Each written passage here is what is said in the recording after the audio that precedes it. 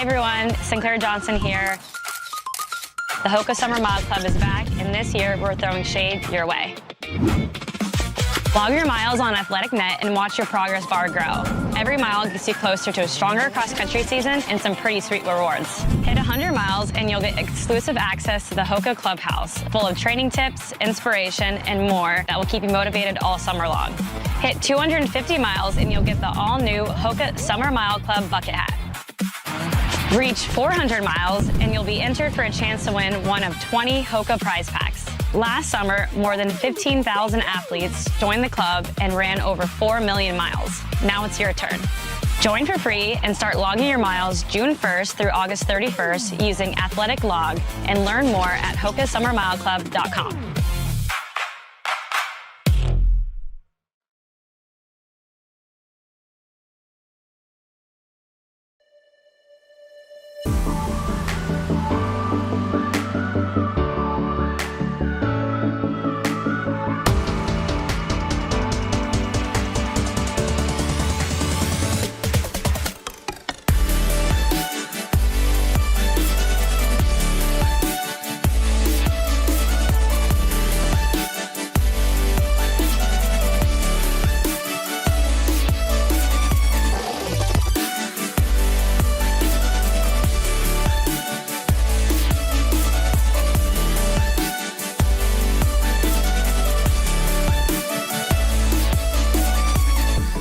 One more big round of applause for your Hall of Famers.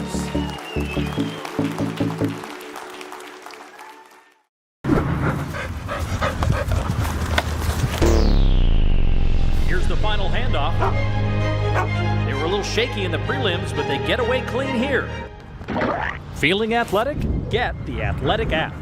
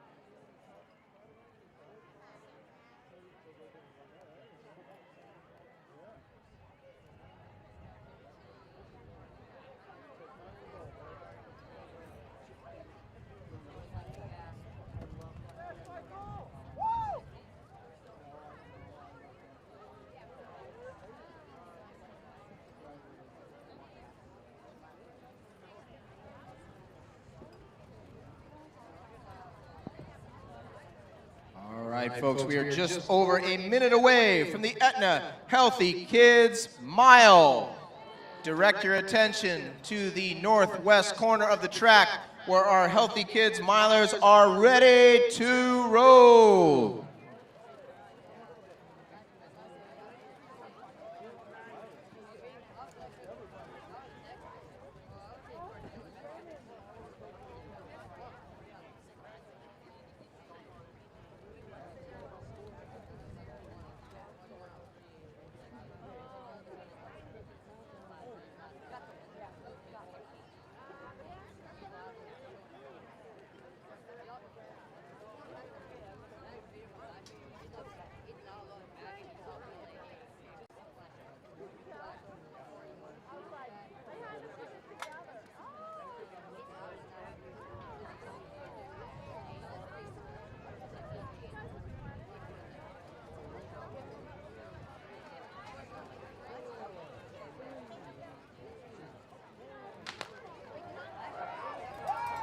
All right, let's hear it, folks. This is the Aetna Healthy Kids Mile.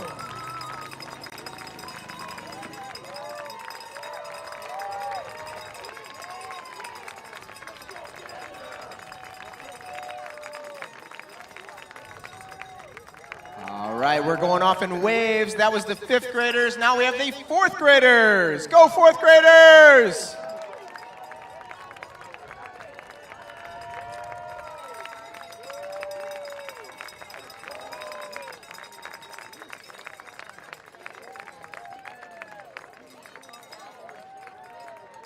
And here comes our 3rd graders. Go 3rd graders!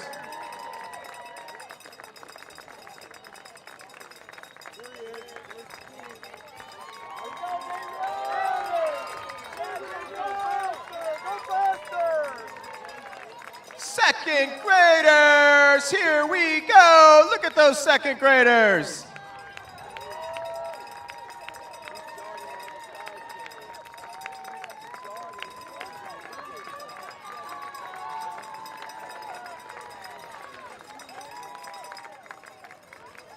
Here's our kindergarten and 1st graders. Kindergarten and 1st graders, here they go.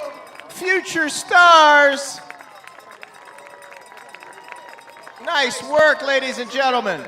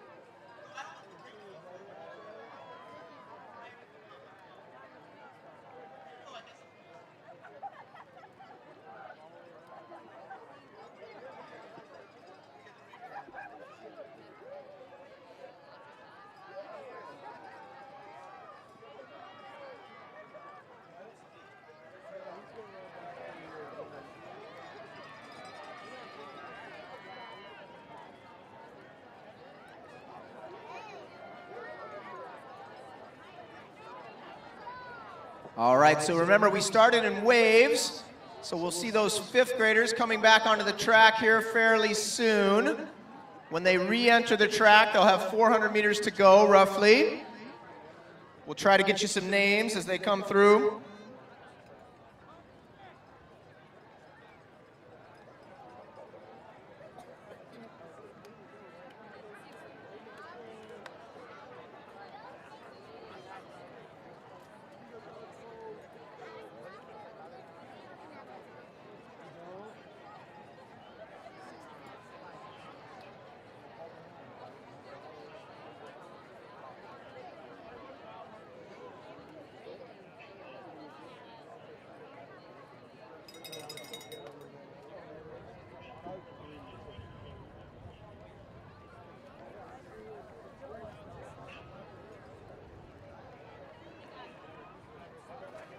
Here they come, back onto the track. Our leaders have hit the track.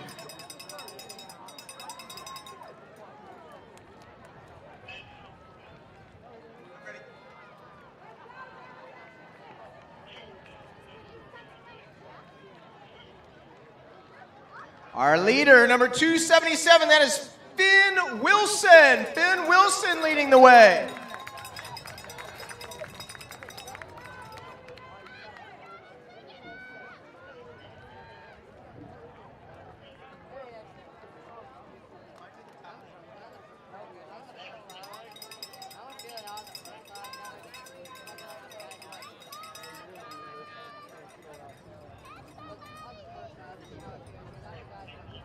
Oakley Davis, our top young lady right now, followed by Macy Davis.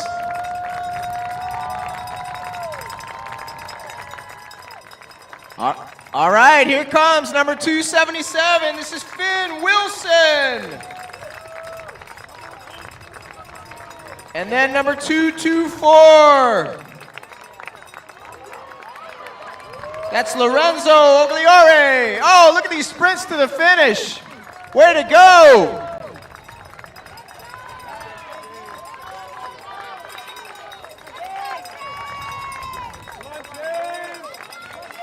Oh, here comes some young ladies. Way to go. All the way, folks, all the way. They're running fast.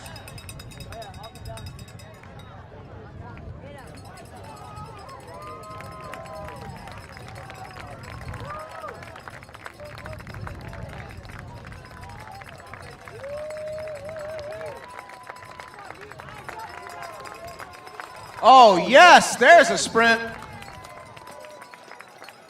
Here's a big group coming in. Yes, keep cheering them on, folks.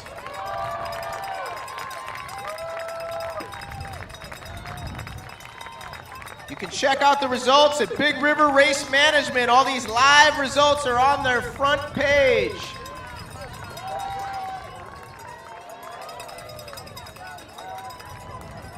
Way to go, young people.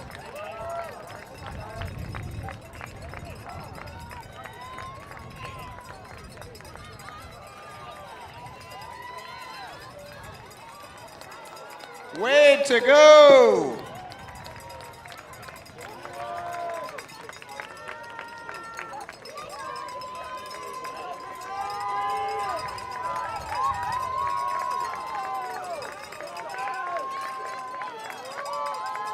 Way to go! Way to go! All right, parents, you can also go to stlfestivalofmiles.com. Navigate to the results page and you will see a link for the kids race live results. You can watch your kids' time come up as soon as they finish. Way to go, young people!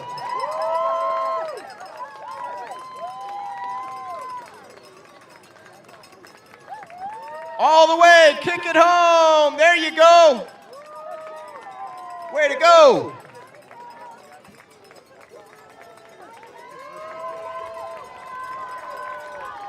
Record numbers tonight in the Aetna Healthy Kids Mile. Look at these young people go.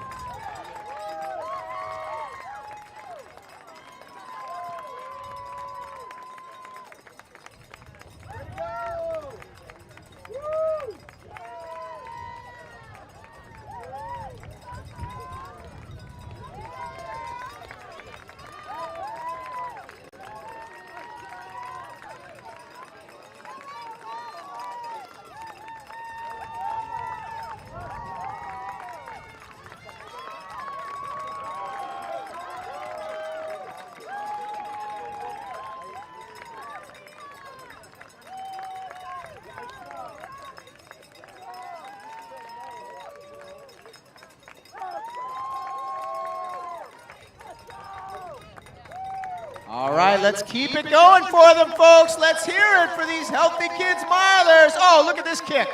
Look at this young man in the black shorts. He's kicking it home. Nice job. Big thanks to all our youth running clubs, youth track clubs in the area, the Ultimate Speed Academy, the St. Louis Blazers Track Club. Always supporting this event. Thank you so much.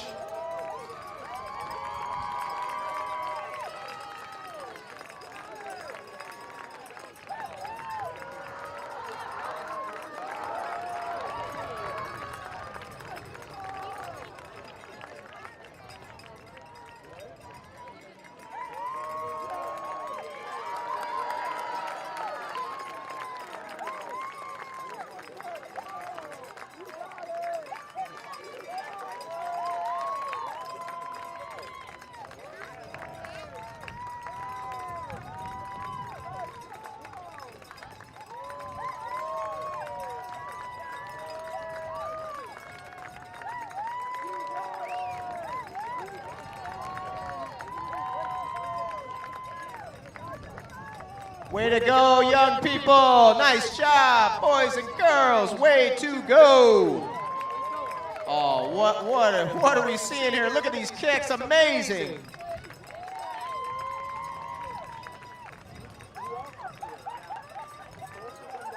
All right, a quick note, at 6:30 p.m., we'll have our Aetna Middle School Mile. So our middle school milers, that's our 6th through 8th graders, you should make your way down near the start area on the northwest corner of the track under the blue Hoka arch where these athletes are finishing. You will start there. The volunteers in the bullpen will give you your instructions. That race will begin at 6:30 p.m. or as soon as our K through 5th graders finish up the Aetna Healthy Kids Mile.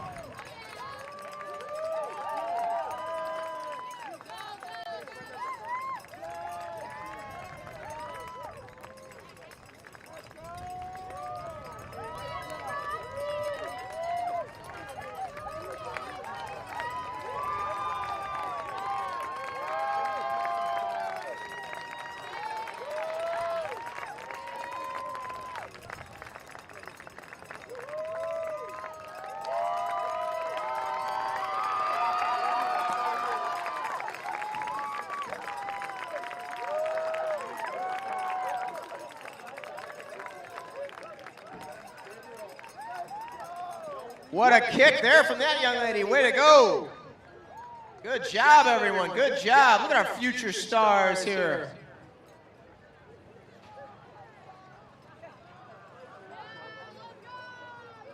We've had lots of Healthy Kids milers run this race as grade schoolers and then eventually compete in the high school all-star miles.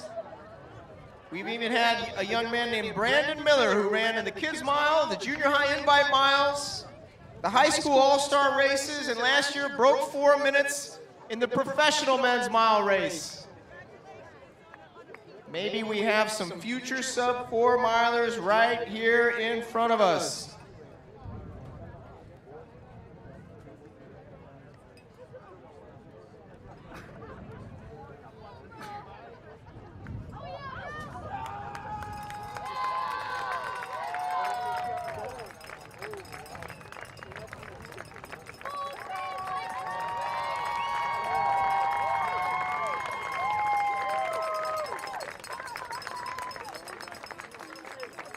All right, here they come. Yes, good job.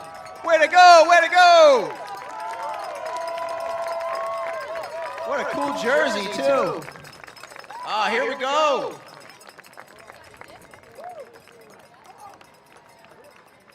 That's Clarabelle Bont, 8 years old. Nice job, Clarabelle, in the pink.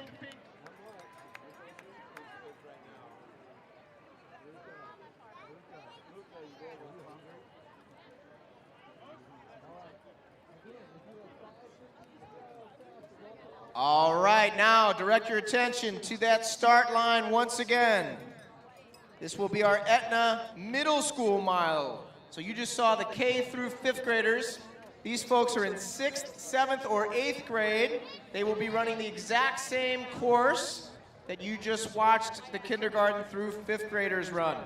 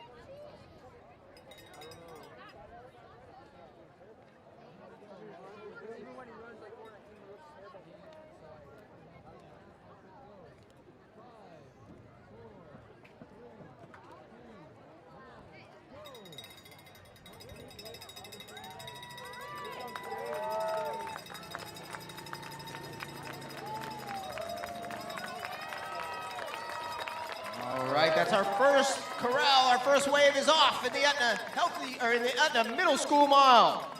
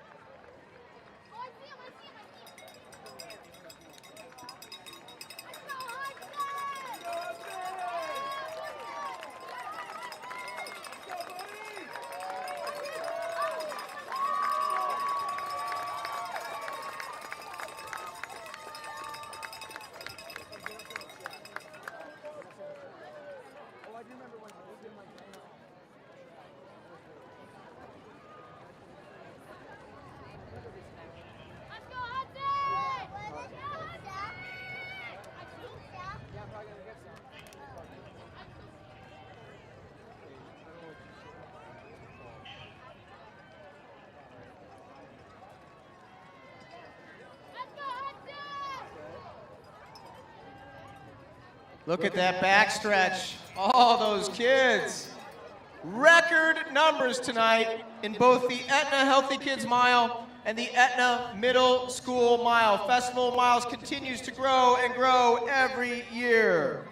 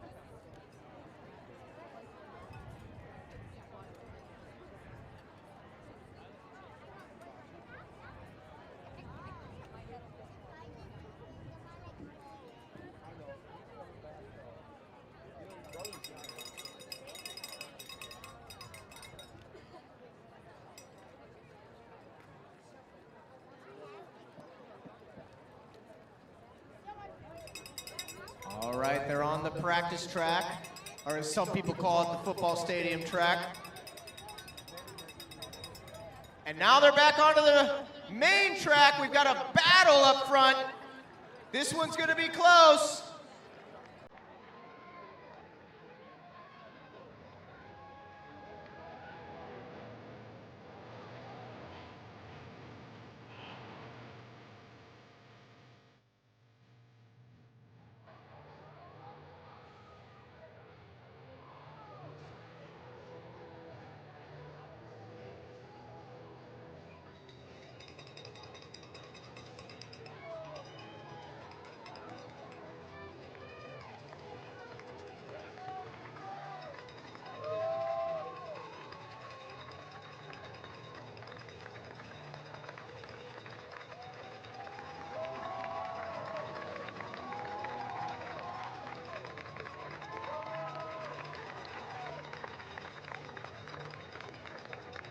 Here he comes, there's our champion. Wow, he's running under 5 minutes on that course. That was number 139, Benjamin Pettit, 13 years old. Way to go, Ben.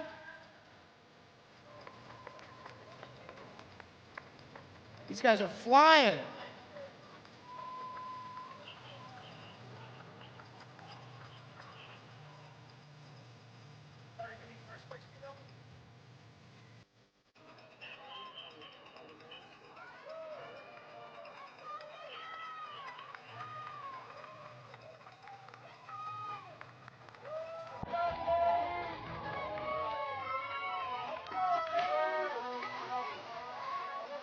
here's number 237. That looks like our first female. 237, way to go. That is Emma Glavin, 14 years old. Way to go, Emma.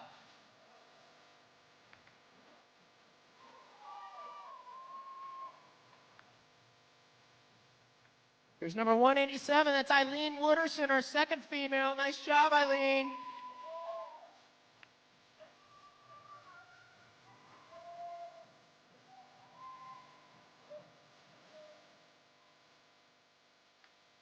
Peyton Oliver, our third female finisher. Look at all these young men coming in. Way to go.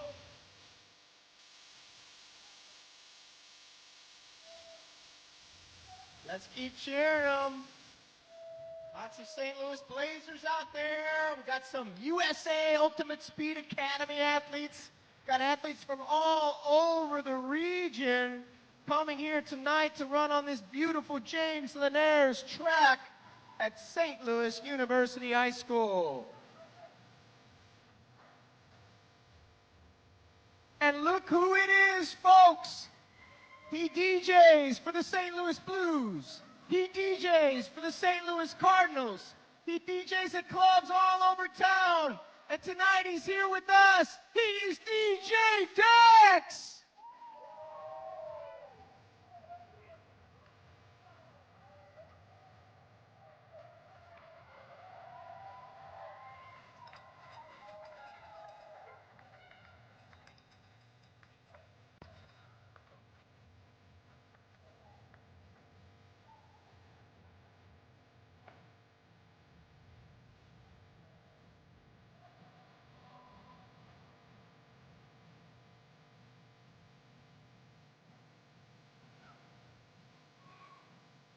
All right, as we continue to cheer for these young men and women in the Aetna Middle School Mile, let's remember that at 6:50 p.m.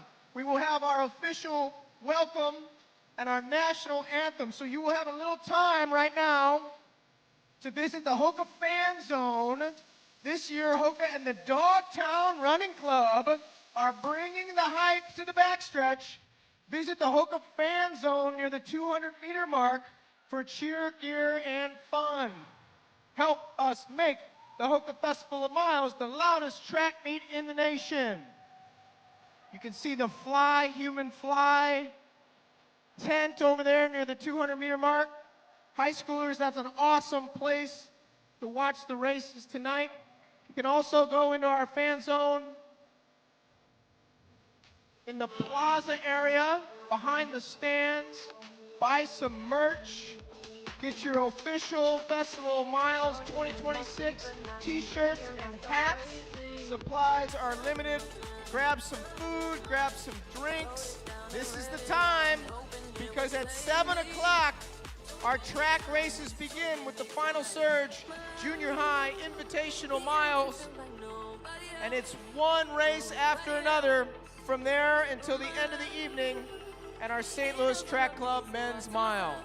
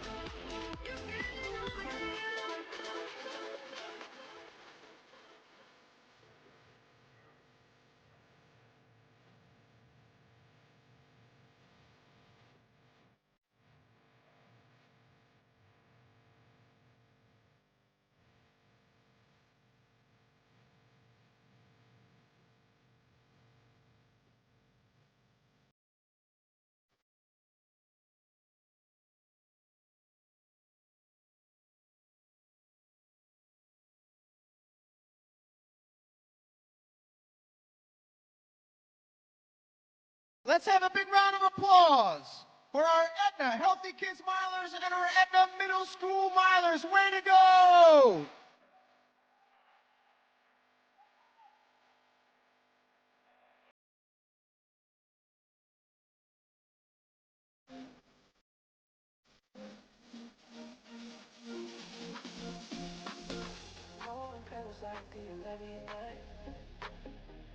Spinning and they don't know when to stop.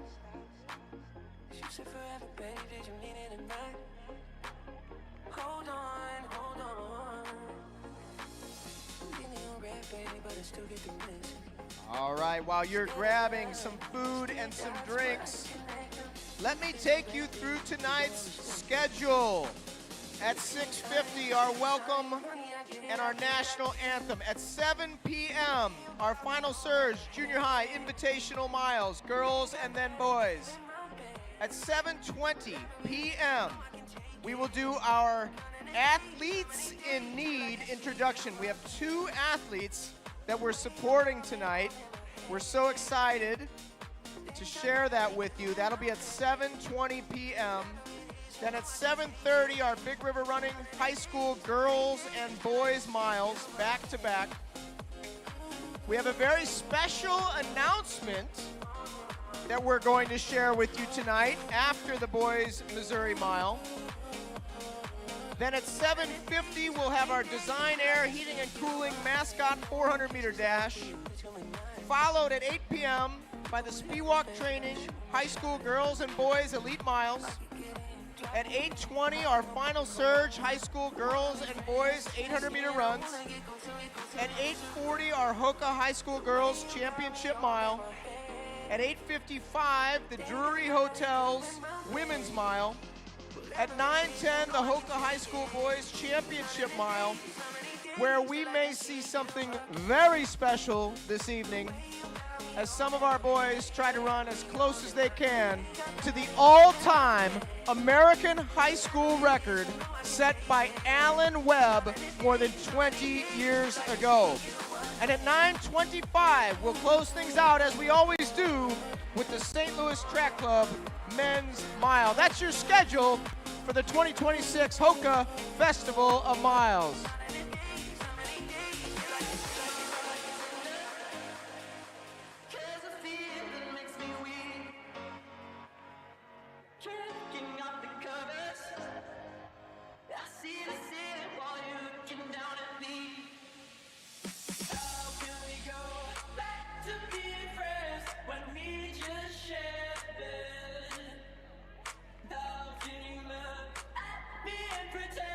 I'm someone you never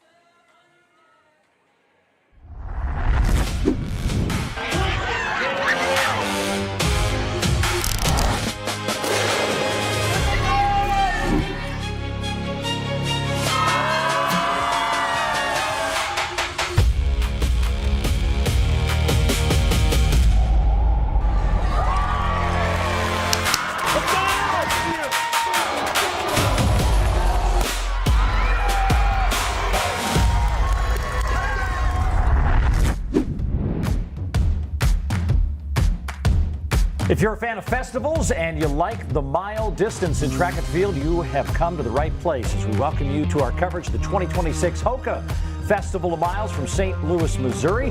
Hi, everybody. I'm Paul Swangard inside the runnerspace.com studio with Keenan Gray. This is one of our favorite events on the calendar each and every year for good reason. For good reason, too, because it seems like everybody just drops everything and goes right to their screens to watch some of the best high schoolers, the pros, attack these miles, whether you have aspirations of running under 4 minutes, under 4:30. This is one that everyone has circled on the calendar and looks forward to every single year. And I love the fact that they build an event out of a single distance and this, important distance of the mile that's so historical in our sport. As we look at the schedule tonight, it is pretty much a rinse and repeat night of miles from all those different classifications that Keenan just mentioned. We'll also throw in some mascots running just for the hits and giggles, but we have a lot to look forward to all the way culminating to those high performance miles at the end of the night. But before we talk about the 2026 edition, we thought we'd hit the rewind button and show you some highlights from last year. Hoka Festival Miles has seen its fair share of great mile races over the years.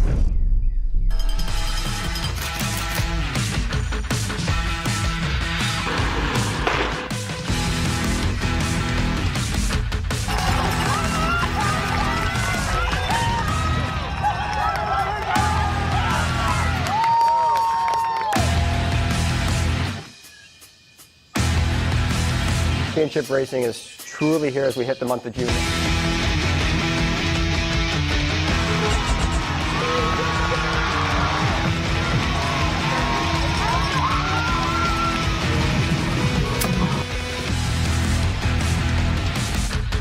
Hot dog looks good.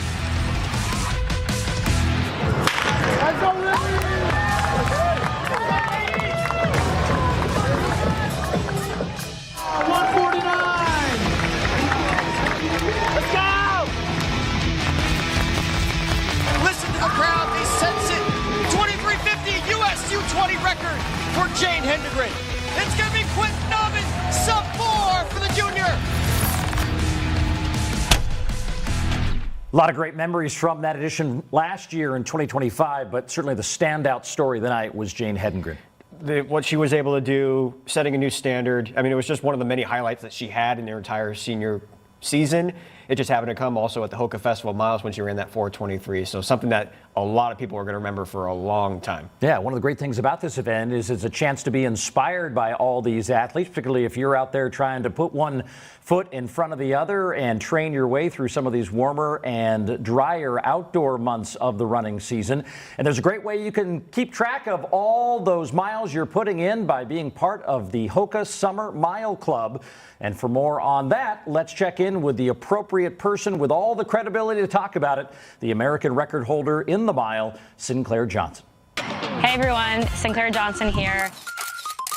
The Hoka Summer Mile Club is back, and this year we're throwing shade your way.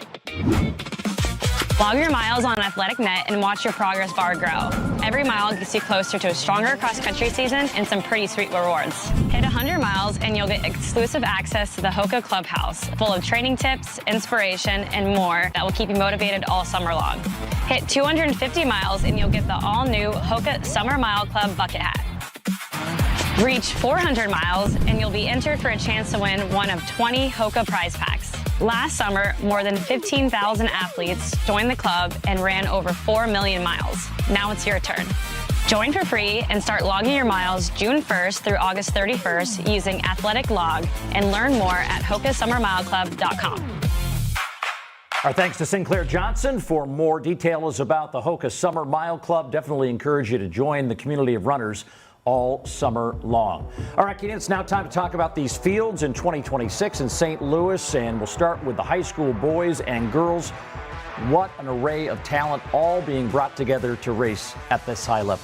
Well, we have our defending champion back on the boys' side in Quentin Nauman, who had a great race last year with Josiah Tossison. But to repeat that title this year, he's got Jackson Spencer in the way, the only high schooler that has gone under 4 minutes in the mile this outdoor season. So expect those two to battle back and forth, but also a handful of other guys who are very close to breaking the 4-minute barrier and, of course, have aspirations to do so Thursday night. Then on the girls' side, the top 2 milers in the country, Ellery Lincoln and Abigail Hennessy, going mano-a-mano against each other in what should be a very, very fast race, Paul.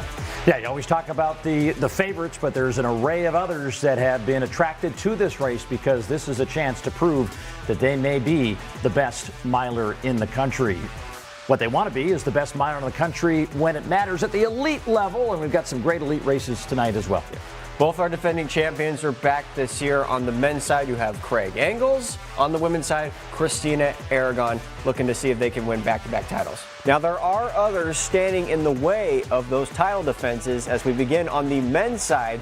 Casey Neville-Bard, Eric Holt, Isaac Baston, Jackson Sharp, all lifetime best right around the 353 barrier. And then on the women's side, you have Flamina Asicol, Rachel MacArthur, Ella Donahue, Sadie Sargent. All those names have a legitimate shot of winning this year's title. The fields are set, Paul, so it's time to settle it out on that track. And that settles our business here inside the runnerspace.com studio. When we come back after the break, we'll go live to the track for our first events at the 2026 Hoka Festival of Miles. Stick around. A lot of fun to come. He needs to improve 3 centimeters to get back in front. And here's the approach. He's got great speed.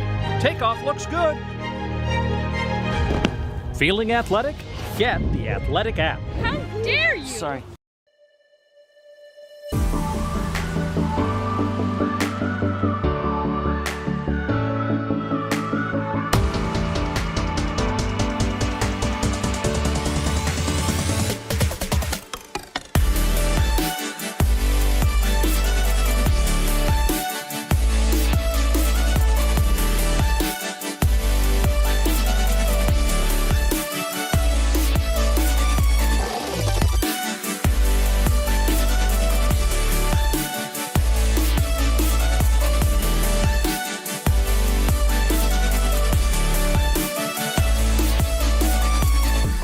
One more big round of applause for your Hall of Famers.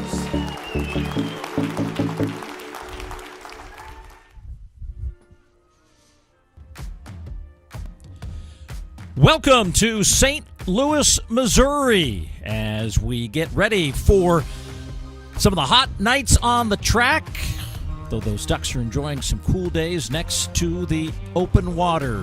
The Hoka Festival of Miles here on runnerspace.com as we click into the month of June. I'm Paul Swangar, joined by Olympians Carrie Tollefson. Don Harper Nelson will be trackside talking to the athletes at the conclusion of their racing day. But Carrie, as we get things started and we get over to the action here at the track, St. Louis University High School to be exact. Good conditions today. We had weather that was up near the upper 80s. It's now cooled off to 83 degrees. Winds are a gusty. You can see that American flag blowing, and it's kind of going right down the main straightaway in the opposite direction. But when you're running a mile, you benefit from the headwind or the tailwind as much as you do that headwind you have to face on the front straight. But great to have you along. It should be a fun night of action. Oh, I love this meet so much. It is always such a great event. All the athletes definitely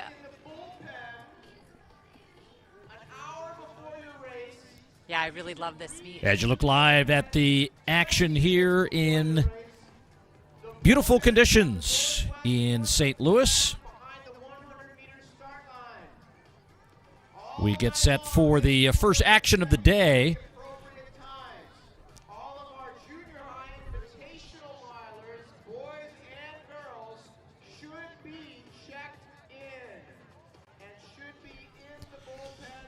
Great crowd on hand. We had some youth events just prior to the pre-show in the studio, and a lot of those folks are sticking around for the action that's here to come. We've got all miles with the exception of 2 800-meter high school races, and then the always highly anticipated Mascot race that's coming your way a little bit later on in the program, but really all leading to those big and important miles at the end of the night at 8:40 Central Time, the Hoka High School Girls Championship Mile. That'll be followed by the Drury Hotels Women's Mile. And then Hoka High School Boys Championship Mile, followed by the St. Louis Track Club Men's Mile. Those are the last 4 events of the night, but a very compact and entertaining night of track and field. A year ago, we were talking about the weather. We were facing potential extreme weather in the region. Today, much more comfortable. A lot of smiles and a lot of anticipation for the evening ahead.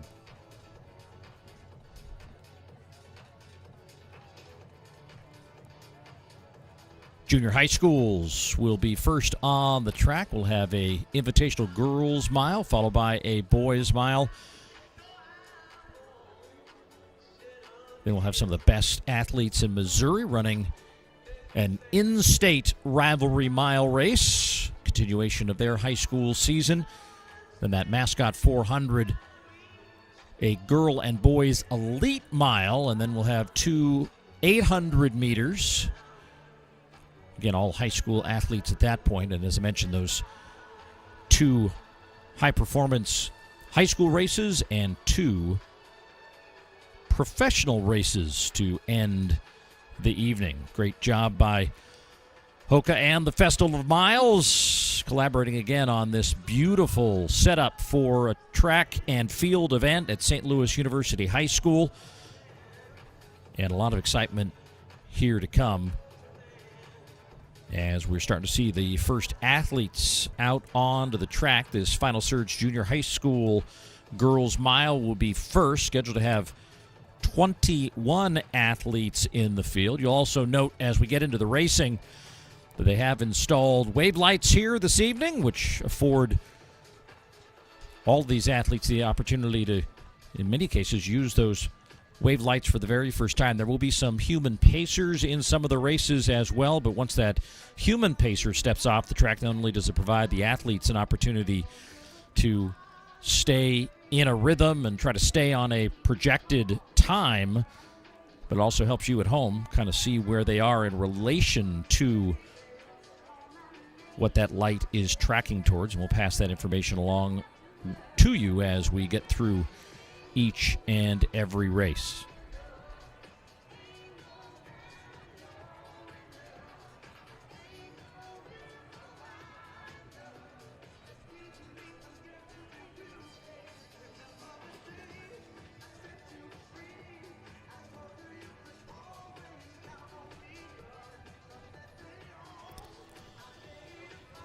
As we get the final moments of instruction here, apologize, we had a little bit of an audio issue with Carrie Tollefson. Carrie, are you alive? This is a wellness check from St. Louis. Can you hear me, Paul? I am so excited to be here.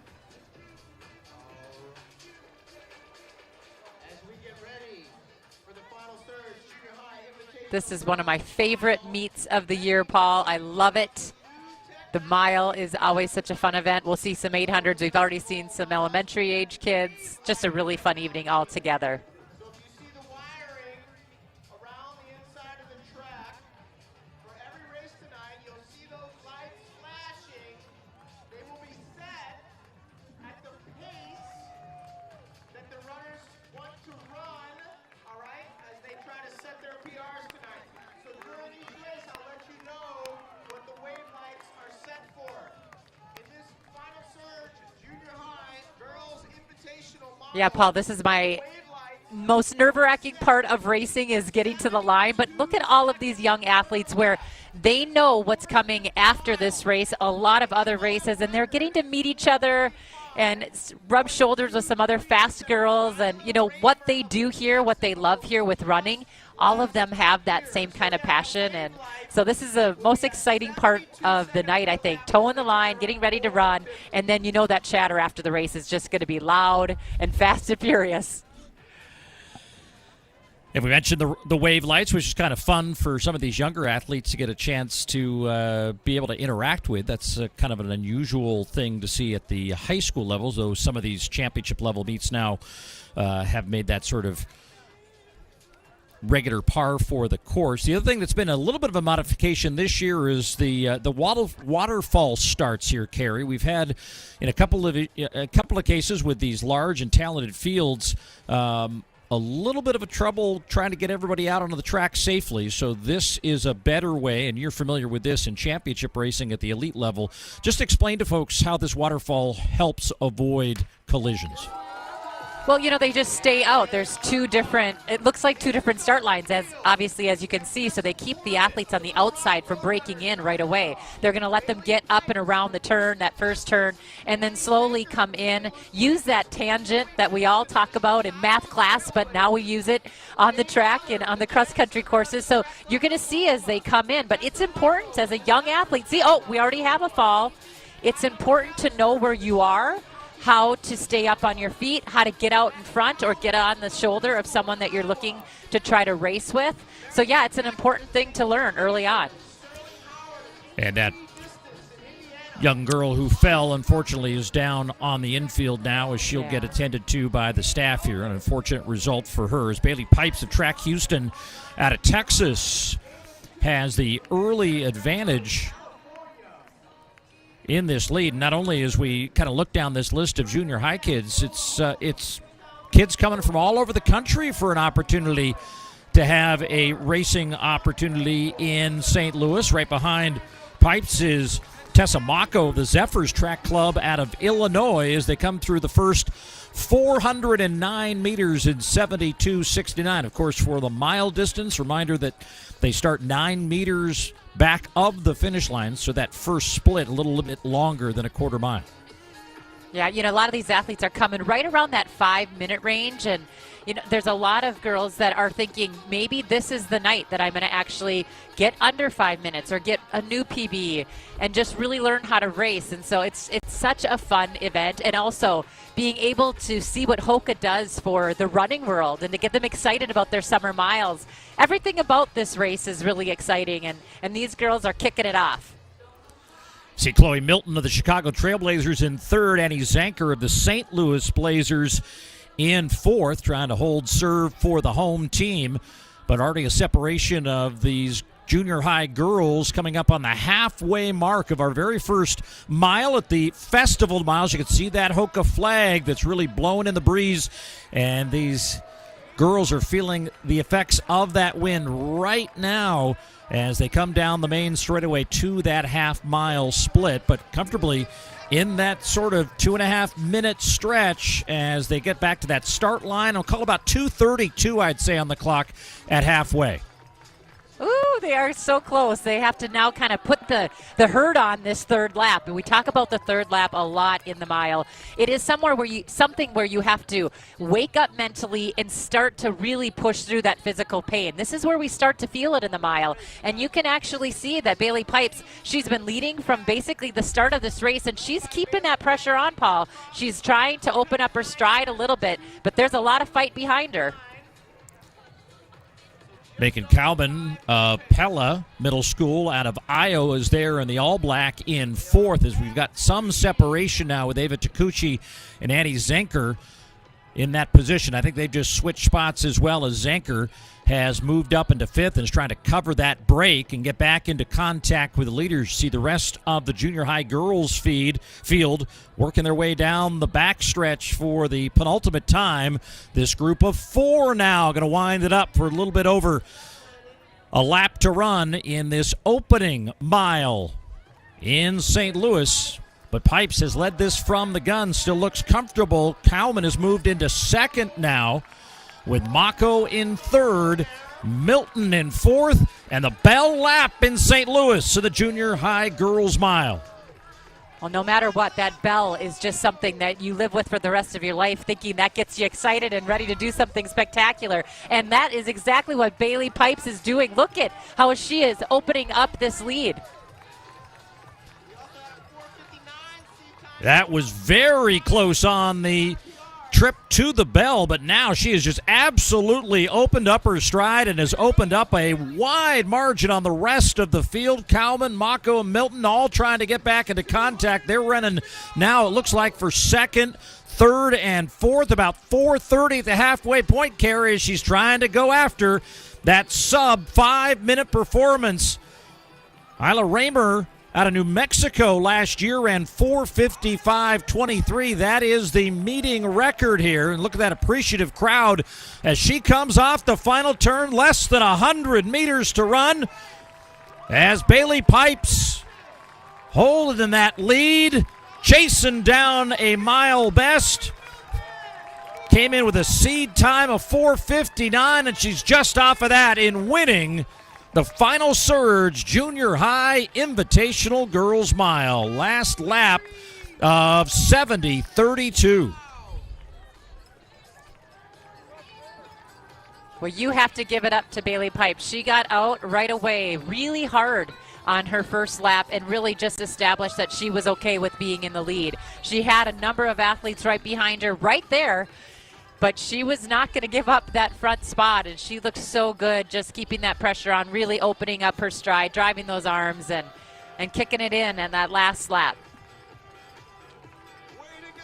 And just noting, too, we mentioned the young girl that went down on the track early on. We believe that's Jane Eller of Jenks America Track Club out of Oklahoma, who did not finish the race, so wishing her well, and she was quickly attended to, which is great to see on a night like this where there's a lot of action to follow on the track. And in the final few strides, Bailey Pipes hustling home just above that 5-minute mark, 5:03.26, as she takes the win in this opening race.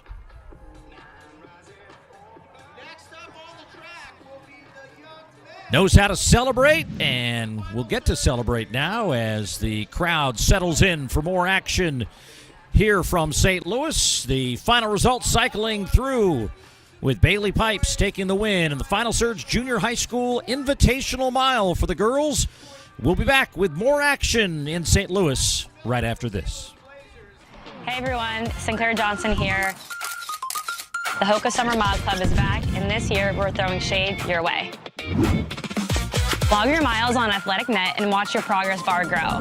Every mile gets you closer to a stronger cross-country season and some pretty sweet rewards. Hit 100 miles and you'll get exclusive access to the Hoka Clubhouse, full of training tips, inspiration, and more that will keep you motivated all summer long.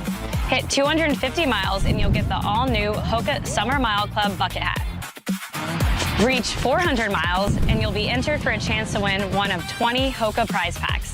Last summer, more than 15,000 athletes joined the club and ran over 4 million miles. Now it's your turn. Join for free and start logging your miles June 1st through August 31st using Athletic Log, and learn more at HokaSummerMileClub.com.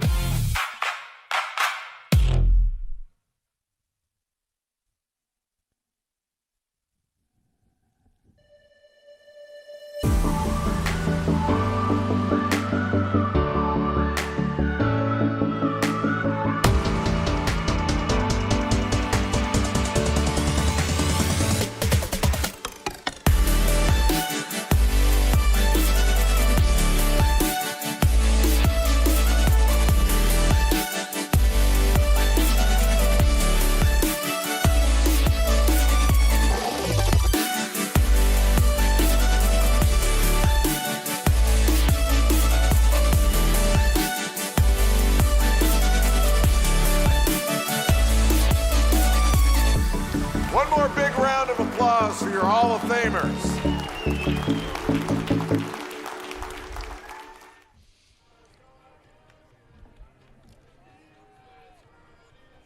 Love the month of June with so much action on the track, and then those celebrations like that Hall of Fame ceremony coming up around the NCAA Championships next week in Eugene. But more fun on the track, this time the boys, and the Invitational Final Surge Junior High School double waterfall start is underway, and we'll see if these guys can get out on the track and racing safely. Another large group of talented youngsters here, 20 of them at the start line, Carrie. And you know, you just think about this experience. We go through some of these fields every year, researching the backgrounds of some of those folks who are racing at the Missouri High School Mile or the Elite Mile or the Championship Mile. This is where some of those kids got their start. Yeah, for sure. I was looking at one of our pros, and Maddie Mooney's going to be running the pro, and she raced here back in 2017. 9 years ago. So, you see that people just love this race and they love the community. Look at how many people come out to watch. It's really a fun evening, and the kids get spoiled. They learn a lot about the sport. So, yeah. But look at this, Paul. They're way into lane 3. Looking for room to run. Certainly Colin Carroll, the Bolivar Middle School out of Missouri, is going to be the leader, I believe, at the first quarter mile split, and that is now confirmed. 409 meter split of 68.29. Tristan Adams, Smithville Middle School of Missouri, and then Oliver Choate from Texas County Track and Field. And they all stay as a group here as we chase them down the backstretch for the second lap of the race. Yeah, on paper, it looks like Jack Bearset is the fastest one that's run this year. He's run 4:41, but also he has a PR of 4:36. So he is the one to watch. But right now he's off the front bit there, but he's sitting right in the middle of the top 6, I think, right there. Yeah, his brother Drew Bearset's going to be up in one of the later elite high school miles. So they both came in from the state of Florida to get the experience, and right now the experience is a slightly challenging one, just given the size of this group coming through at halfway. And you mentioned it, Carrie, when you're running out in lane 3 in a mile, the good reminder here for all of you watching at home, that's longer than a mile if you stay out there. But a nice move on the inside by Will Wood of North Idaho Distance Project.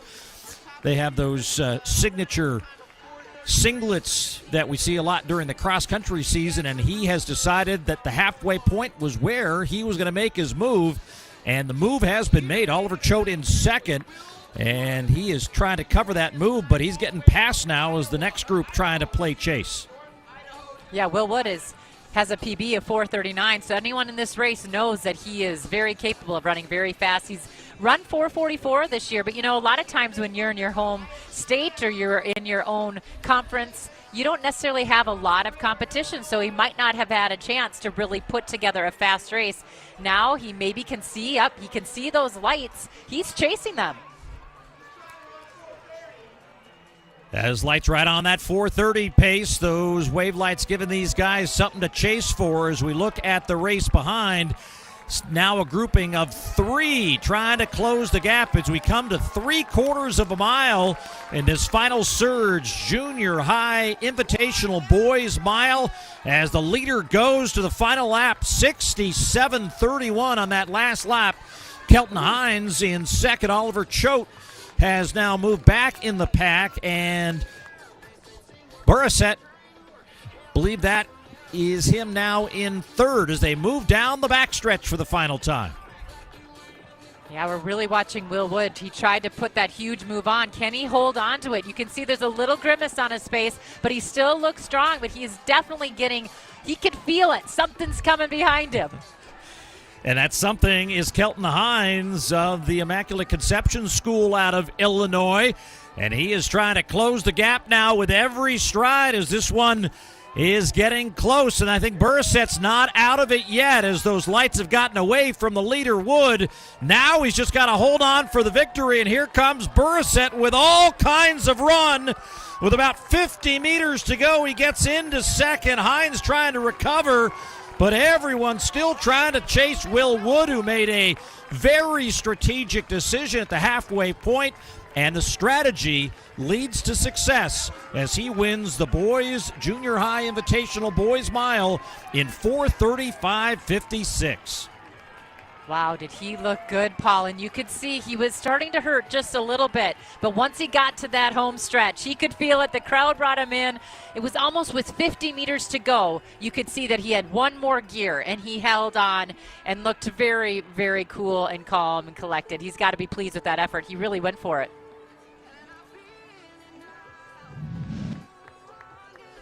Go look back at this last 60 meters.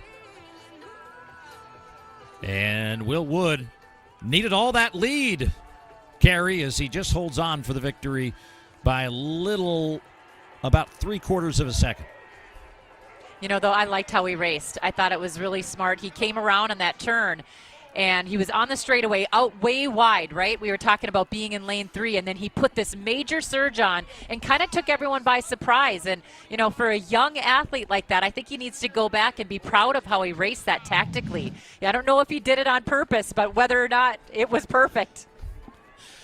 Gotta love, we're analyzing the strategy and racing of junior high school boys in a mile, but that's the fun we're having here at the Hoka Festival of Miles. There you see the final results, and as Carey mentioned, a lot of history here with a lot of names that you'll see on a finish list like this, maybe racing at the higher levels later on in future Festival of Miles. But before we get to the future races in 2026, let's look back at some of the great moments of Festival of Miles gone by.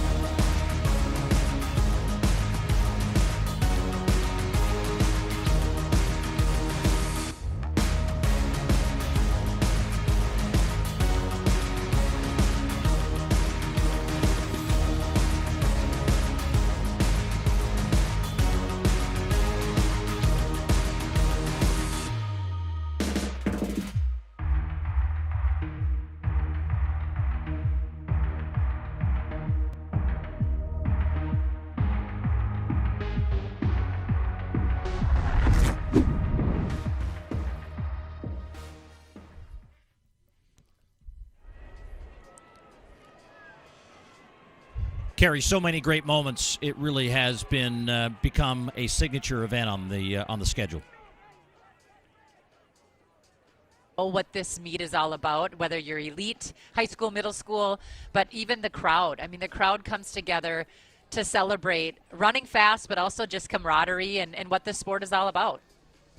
And one of the things that this group does is help raise some money for some very important people. In fact, the Festival of Miles Foundation mission is to promote the sport of track and field and give back to athletes in need. Beginning in 2008, they raised money for Bridget Schutzman, a standout runner at St. Louis University who had been badly injured in a car accident earlier that year. And giving back to a local athlete in need has remained a part of the mission ever since. And since 2008, they have raised more than $201,000 for their beneficiaries. Maeve Long and Quincy Raining are the two athletes in need this year. That QR code could give you an opportunity to support their mission by raising money for both of these athletes in need. And for more on the program and the 2026 athletes in need, let's head down to the track. All right, let's please direct your attention to the center of the track underneath the Hoka blue arch in front of the podium for our athletes in need introduction. As you've already heard tonight, our mission is to promote the sport of track and give back to athletes in need. The Festival of Miles began in 2008 as a way to raise money for Bridget Schutzman, a standout runner at St. Louis University who had been badly injured in a car accident.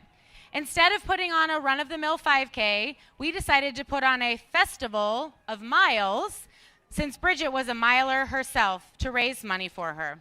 Giving back to a local athlete in need has remained a part of the FOM mission ever since. Since 2008, we have raised more than $200,000 for 16 beneficiaries. This year, for the first time, we have 2 athletes in need, Maeve Long and Quincy Rainey. I'll start by introducing you to Maeve. Maeve is an 8th grader who runs track for Missouri Elite, specializing in the 400 and 800 meter distances. She also plays basketball and soccer. Maeve attended Fox Middle School and will be heading to Lutheran South next year. In November, unfortunately, doctors found a rare cancerous tumor in Maeve's neck. She's currently going through chemotherapy and managing the difficult side effects with bravery and an incredibly positive attitude. The running community and Festival of Miles fans are ready to rally around you in support, Maeve. And now, Tom, Maeve's dad, would like to say a few words.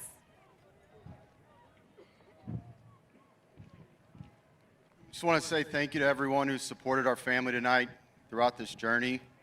Maeve has faced this challenge with remarkable courage.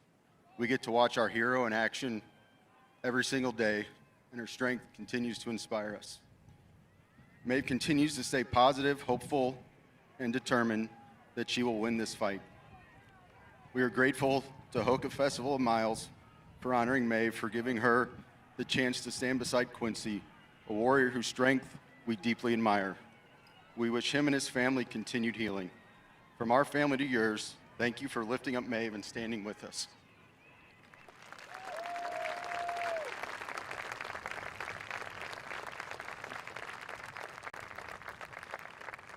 Our other athlete in need is Quincy Rainey. Quincy is a junior at Rockwood Summit High School, where he's a valued member of the track and field team as a triple jumper, high jumper, and sprinter, and he also plays varsity football. This winter, Quincy was unexpectedly diagnosed with a rare cardiomyopathy. Further complications necessitated open heart surgery. Luckily, Quincy was able to be placed on the heart transplant list and quickly received a new heart at the end of April.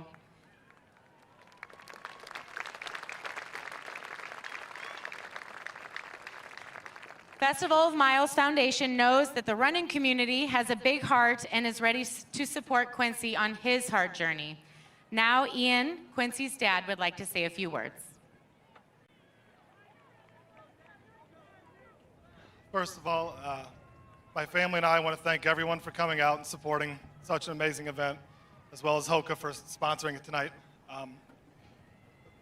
Quincy, but actually both these athletes have been through an incredible, terrifying journey, and to see how positive and courageous they've been is truly inspiring. We hope everyone can take some of the strength that both of these two young kids have shown and put it toward whatever challenges you guys may face in your lives. And we're truly honored to be selected tonight. Again, thank you all.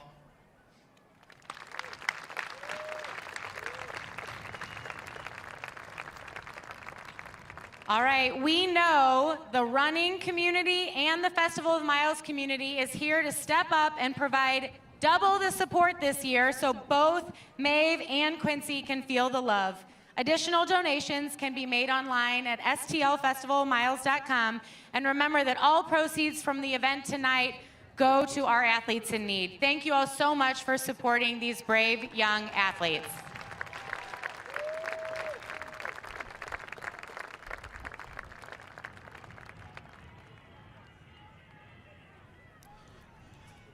Well, very nice ceremony there to honor the athletes in need. And, you know, Carrie, we're fortunate to work around a lot of events, you know, those millions that are raised at major marathons, you know, certainly, and how many charities are impacted, and the people who go out and raise money in order to, you know, toe the line and try to bring some peace or some care or some support to people in need. Here's another great event and a great way all of you watching at home can support this by putting that camera up against that QR code and making whatever donation you feel is appropriate to support these two young athletes in need and continue the great work that's being done each and every year by the Festival of Miles Foundation.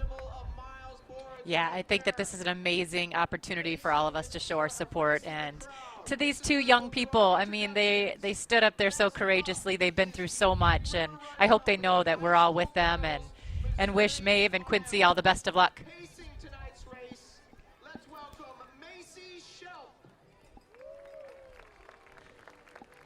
Well, a nice way to get us in a great frame of mind for the next action on the track. And coming your way next will be the Big River Running High School Girls Missouri Mile, and we'll have that for you on the other side of these messages.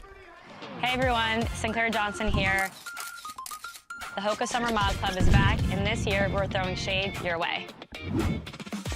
Log your miles on Athletic Net and watch your progress bar grow. Every mile gets you closer to a stronger cross-country season and some pretty sweet rewards. Hit 100 miles and you'll get exclusive access to the Hoka Clubhouse, full of training tips, inspiration, and more that will keep you motivated all summer long. Hit 250 miles and you'll get the all-new Hoka Summer Mile Club bucket hat. Reach 400 miles and you'll be entered for a chance to win one of 20 Hoka prize packs. Last summer, more than 15,000 athletes joined the club and ran over 4 million miles. Now it's your turn. Join for free and start logging your miles June 1st through August 31st using Athletic Log, and learn more at HokaSummerMileClub.com.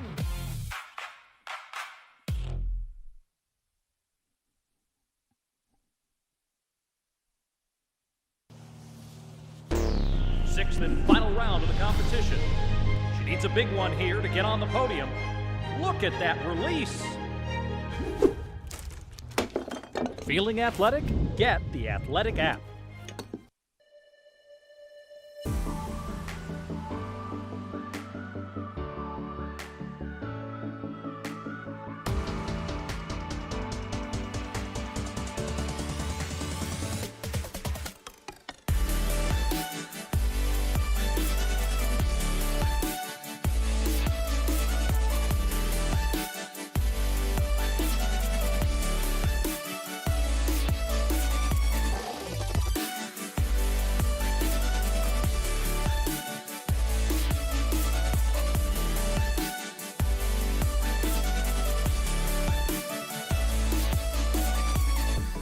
One more big round of applause for your Hall of Famers.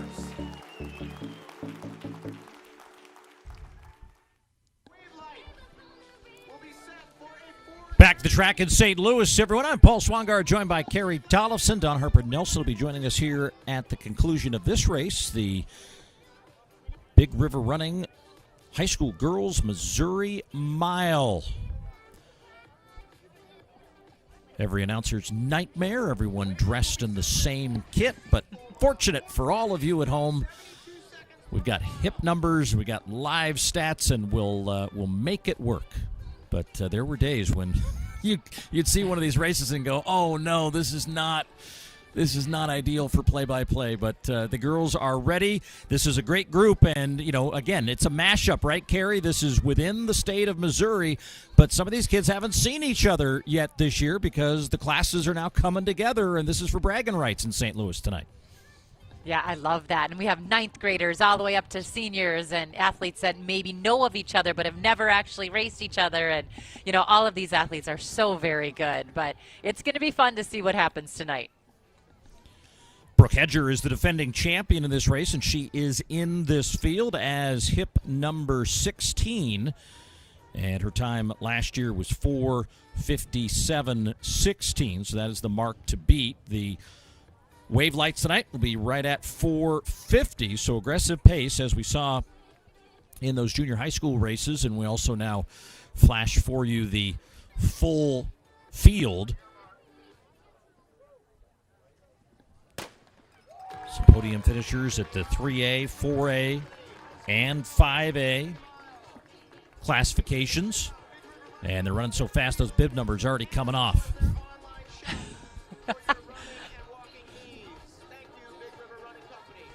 Well, these athletes, too, are gearing up to try to run right around that 450-mile pace, right, Paul? So a lot of these athletes haven't touched that time, and so it's going to be interesting to see if we can get some of our older athletes now really sticking on those pace lights.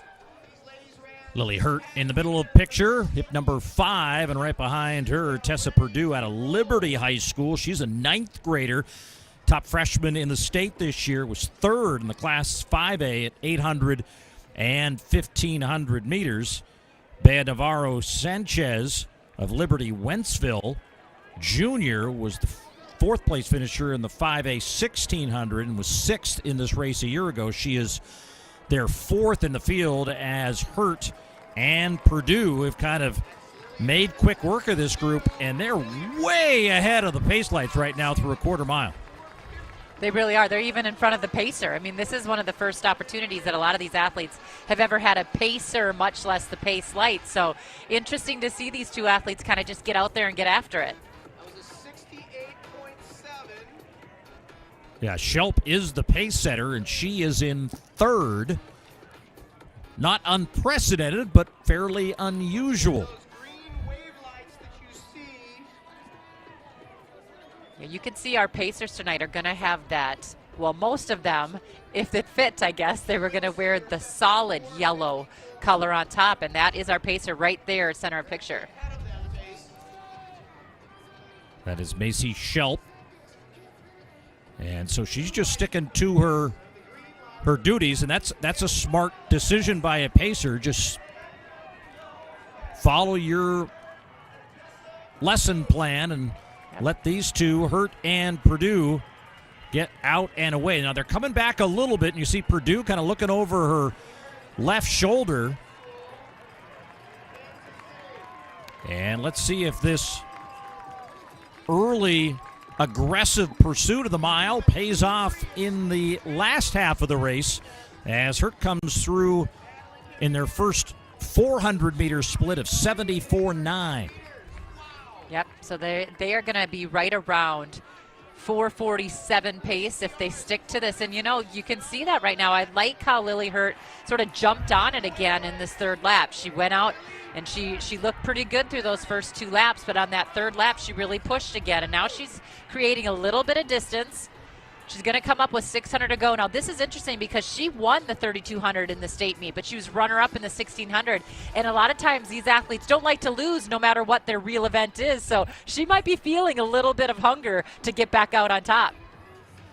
Saw Michaelin Veet, a Father Tolton Catholic, 4th at the Class 4A 1,600, coming out into lane 2, trying to make up some room on the back straight, but living up to her surname, Lily Hurt, putting the hurt on the rest of this field here as they come into the main straightaway with a lap to go in this Missouri girls mile. And the top freshman in the state, Tessa Purdue, sticking with her within about 10 meters and right on those lights at 4:50 with a lap to go. Well, you have to keep an eye on Purdue. She was 3rd in the 800 meters, so she definitely has those wheels. She's used to being sharp at the end of races, so keep your eyes on her. She is a 9th grader, so timing of race is a little bit newer to her, and it looks like she's starting to close. Kara, we have stopped saying they're just a freshman, or they're just an 8th grader, or they're just now catching up. And that's what's happening here with every stride as Lily Hurt's begun to feel the pain a little bit, and the freshman now within a few strides with less than a half to go. Hedger, who is the defending champion, is well back in this field again. The meet record in this event, 4:57.16, and the freshman has moved into the lead. See Messner coming off the final turn.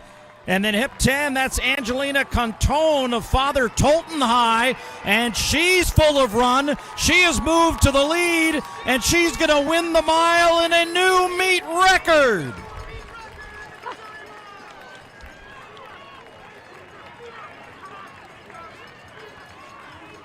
Nothing like a race when you don't mention the winner once in 4 laps until the last 20. Well, we should have, because she is the 800-meter state champ. We talked about 800-meter runners having that closing kick. You got to give it up to her. She put that hurt on. With about 2 laps to go, she really put a big surge on, and she kept that going. But wow, did our sprinters come through tonight. And to see Catone just look so elated. With 10 meters to go, she had this almost like she was surprised.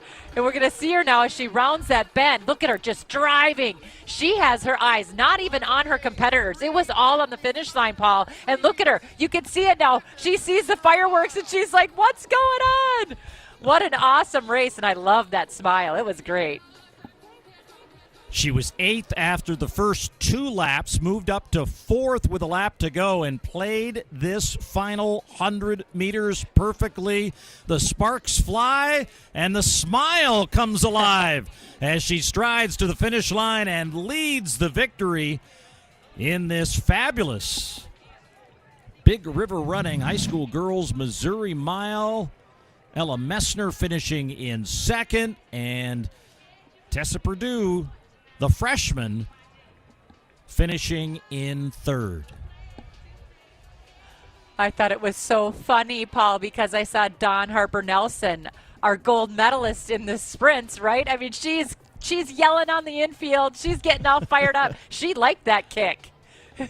Top 3 finishers all under last year's meet record of 4:57. So you see the quality clearly was on display here in their home state of Missouri, with those top 3 finishers now going to get honored here in short order, and then we'll hear from the winner with Dawn Harper Nelson. This crowd filling in nicely. A lot of these folks bringing along kids who competed in some of the youth races just before our main program started, but here are our award winners, starting in 3rd with Tessa Perdue out of Liberty, Ella Messner of St. Teresa's Academy,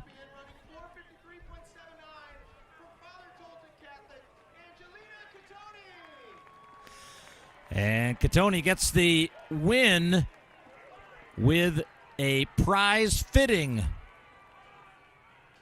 of a Missouri Mile champion.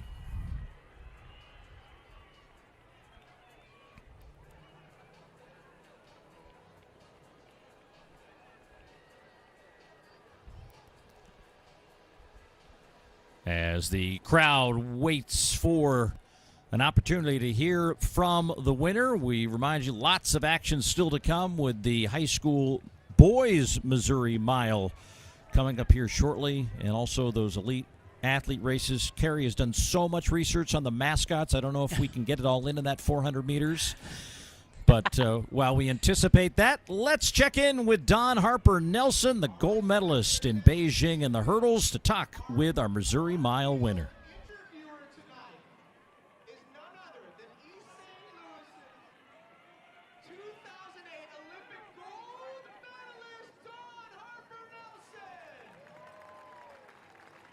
But tonight it is about Angelina Catone. She said she got 2nd at the state meet, but she wasn't losing tonight, okay? What was that close about? Because that last 200 was nice. I really pushed myself to get a gap and then close because I knew I had it in me, and I really wanted to drive home as fast as I could. So, good. And you crossed that line and threw your hands up, and everyone went wild with the lights, camera, action. Tell us about what you thought when you crossed that line. I was extremely excited. I haven't been here since I ran here in middle school and won there too. So I was just thinking back to myself then crossing the line. So you have a little family here. We want to say hi to them. Who's here? Who's here? My mom's here with her arms up over there. Hi, Mom. Family is everything. Congratulations again, your Missouri Mile champion, Angelina Catone.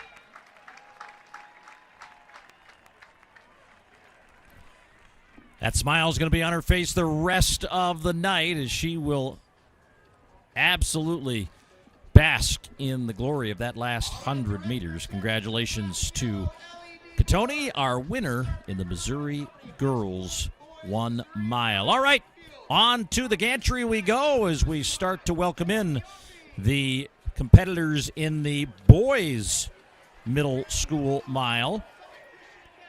Going to be two Pacers tonight, Owen Garrett and Ben Yaffe. And then they're going to go through the introductions here. Leo Butler from Summit Christian Academy. Thomas Garrett from Park Hill South High School. Jack McGovern from Rockhurst High School. Carson Dreemeyer from Festus High School. From St. Louis University High School, Jackson Miller next in place. And then from Rolla High School, Cameron Martinson. Hip number 9 from Rockbridge, two-time state champion Luke Sievers. From St. Louis High School, Missouri Class 5A 16th place finisher in the cross-country championships, Warnke Beatty Jr. From Glendale High School, he was a top 10 performer at the state cross-country meet, Lincoln Cruz. From Parkway Central High School, the 4A 800-meter champion, Lucas Amador. Wade Patton from Parkway West High School broke his school record of the 1,600 meters, finishing third in 5A. Ezekiel Hagan from Lafayette Wildwood, who made the final in the 1,600, two-time all-state competitor. Winning state in the 4x8 last year with his teammates, and third this year in the 3A 1,600. Joe Sparino from Joe Burrows. Scenery Mendoza from Hollister High School, the 3A runner-up in both the 800 and 1,600, and won the 3,200-meter championship. He was a 5-time state champion. And Gabriel Volker from Raymore Peculiar High School, third in the 5A 3,200 meters. There's a look at Mendoza as he shares the meeting record in this race of 4:09:36. Already seen the girls' race meet record in the Missouri classification go down. And with this double waterfall start, see now the full list of competitors. I would say if you're a Missouri high school boy now, you've got a chip on your shoulder after seeing what the girls just did. Yeah, I'd say, and the way that they all came out and heard their names and they had their poses, they're ready. They're strutting their stuff already. Pace lights are set for 4:05, so again, aggressive racing here, but this is, as we talked about, not only a wonderful fundraiser for athletes in need, but in doing this event, they are also trying to put the best miles together in the country each and every year and put them on full display. And we'll talk about some of the history that has been made in some of these elite high school races. But here in this Missouri race, they're running aggressive, 4:05 on those pace lights as Garrett and Yaffe go to the lead as the Pacers. I mean, how cool is it, Paul, that they have all of the Missouri greats getting here and racing together? As you said, different classes, different state champions. And, you know, very oftentimes we don't get to see other state champions in other races. So it's really a pretty cool thing that they get to do together. Mendoza's right behind the pace setters, as Thomas Garrett right behind him, I believe, in effectively second. But fourth overall is that group all in the same kit, behind the two in the same kit that denote the Pacers. Go through the first 409 meters in 61:38. You can see the Pacers also doing some cheerleading as well. That is awesome. But yeah, these guys got to keep the pressure on. You know, the Pacers are out there for them to watch and to follow, but they have to race, and you know, 61 point something is falling off that pace if they're truly trying to hit 4:05 or under. That is Carson Dreemeyer, is now moved into third, trying to stay right ahead of those lights. He was the 4A 3,200-meter champion, was second at the 1,600-meter distance. Jackson Miller right behind him, and then back to Mendoza as we're starting to see a little bit of breakaway halfway home. 809 meters in 2:04:24. That last 400-meter split of 62:33. Now it's important here. They got to start flipping the switch. They got to start attacking. And maybe they are just racing, but if they're thinking about time right now, it's really crucial right here to turn it over and to start pumping those arms. Start working. And all they have left are the lights. As those two, probably not sensing yet, but Mendoza doing a nice, steady, and slow, confident collapsing of that lead, not trying to get it all back at once, trying to have something left in the tank for this last lap that's setting up to be a good one as they come off the final turn with less than 100 meters to go. Dreemeyer, Miller, and now Jack McGovern alongside Mendoza. And hip 12, that's Lucas Amador trying to get back into the mix as he moves into 5th. But he's got to have a late charge because he's back almost 20 meters behind the leaders at the bell. Woo, you can see a big move here starting right on the outside. That's Jackson Miller going around right now, and this is important. I think he could smell what was going on behind him. He was getting ready to maybe just go for a little bit of a get around and lead, but he could feel that pressure coming in 3rd and 4th. And I think that's McGovern now challenging Mendoza, moving into 3rd, trying to reel him in as you got some fans on the backstretch, willing him down this last 200 meters to home with Miller and Dreemeyer and McGovern in 3rd.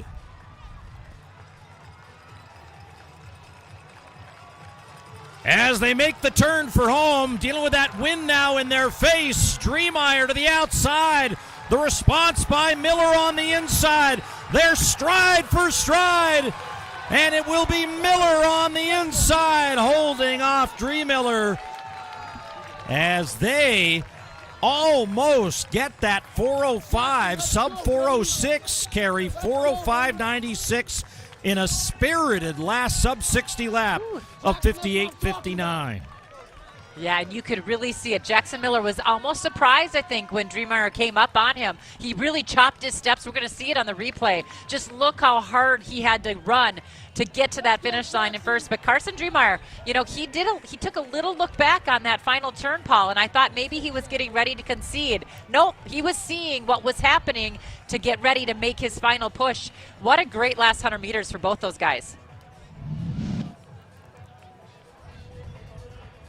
You can see it as he comes around. Dreemeyer had just taken his look back as he felt a little bit of pressure come behind. He's pushing hard, but watch that real quick step on the inside there of Jackson Miller. He woke up. He felt that pressure, and he really just chopped everything. His arms, his legs, his knees. He got everything he could to that finish line, but it was a strong push from Dreemeyer.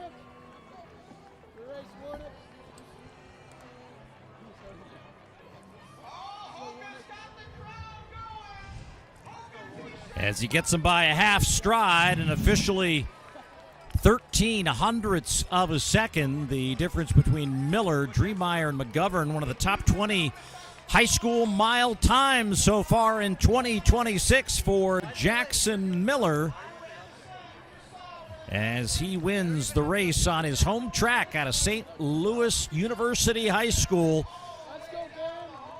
Takes the win in 4:05.96. Dreemeyer's second in 4:06.09. And Jack McGovern of Rockhurst third in 4:08.62.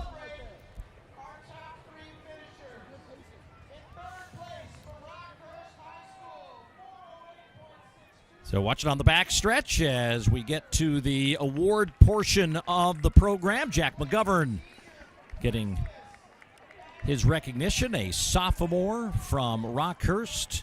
The senior, Carson Dreemeyer, finishing in the runner-up position. Also a top 20 U.S. high school time. McGovern trying to show some sportsmanship. Dreemeyer still trying to catch his breath.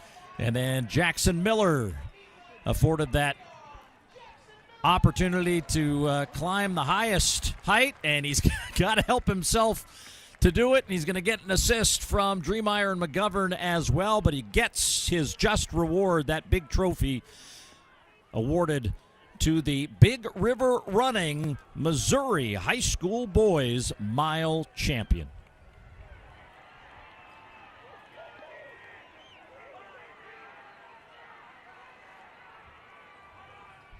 And a great shot of this crowd and that grassy berm that kind of covers much of that backstretch and into the far turn, and then this great seating on the main straightaway. Temperatures now dipping down into the comfortable zone, 81 degrees. That wind we're still dealing with, you can see it, those flags going right from the right to left, but they're coming left to right, so they're feeling it during that home stretch. But those breezes also keep the folks on the grass comfortable and cool as they enjoy this beautiful June Thursday evening as we edge our way closer officially into summer, but certainly feels a little bit more like summer each and every day. As we will check in now at the track as we await word from our winner in the boys Missouri Mile.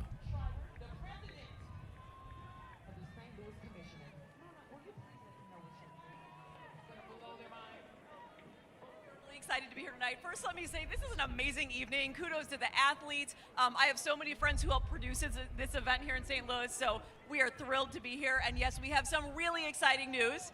You might have already heard it, but if you hadn't, we want you to be the first to know that on behalf of Go St. Louis, on behalf of the St. Louis Sports Commission, who were integral in making this happen, we are thrilled to announce that on Saturday, March 25th, 2028, St. Louis will be hosting the U.S. Olympic Marathon Trials.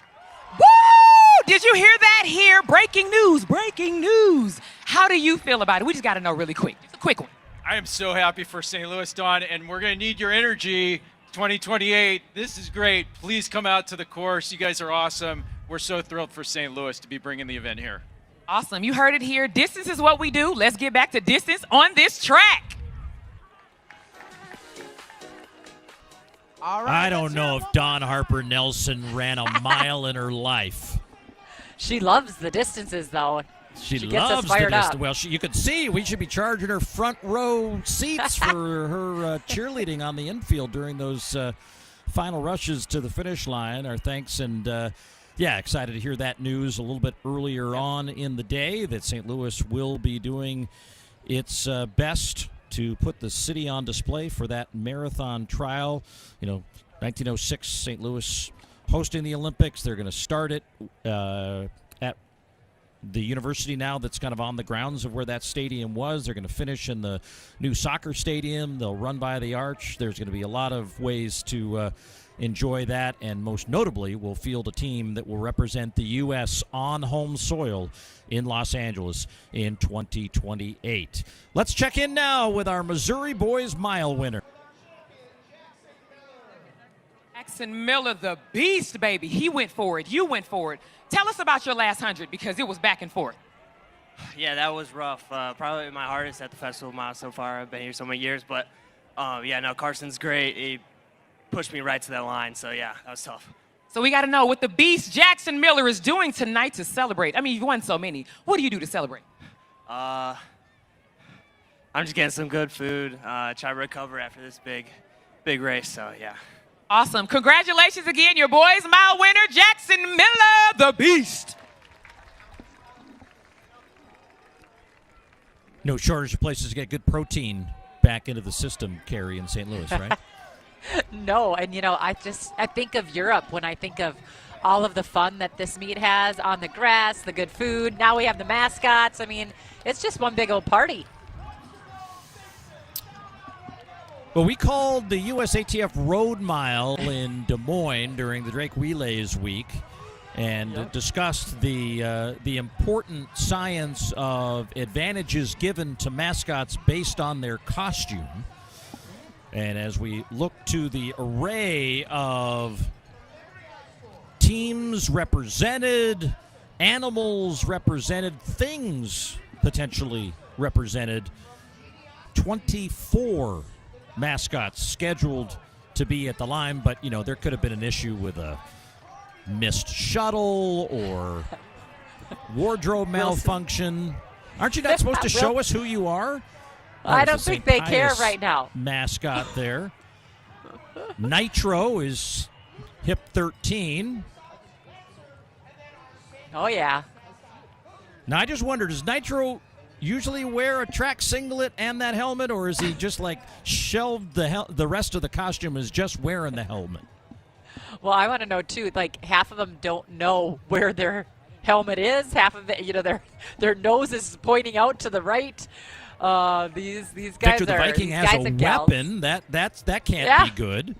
I've seen this guy before, Statesman. A couple years ago, I called the race, and he was very good. So we'll keep our eye on the inside lane. From Webster Groves High School, Victor the Viking from Jefferson College. I called a race earlier this season where they had kind of a fun sort of mascot dress-up relay where every team had to come up with a theme and then had a unique form of a baton, right? So they had like an inflatable raft, or they had a pizza box, or they had, a Hawaiian lei. A lot of fun with this stuff, and it's just a great way to get the energy up in the crowd too. This is low stakes. We have taken this off of the betting markets for the night, so there is no way you can profit or lose money off of selecting your favorite mascot here. I think. Do you got a favorite, Carrie? You did all the research. Oh my gosh, I don't know. Chick-fil-A is in the back, and he's got a lot of gear on, and it's hot out there, so I'm giving him some extra energy. It is the 250th anniversary of the formation of the United States, so I might go with the Patriot. Okay. Who is hip number 8. I don't see an eagle, so Patriot, little bump there to start, and he's going to go off against the Statesman here in the early going, and then Nitro again.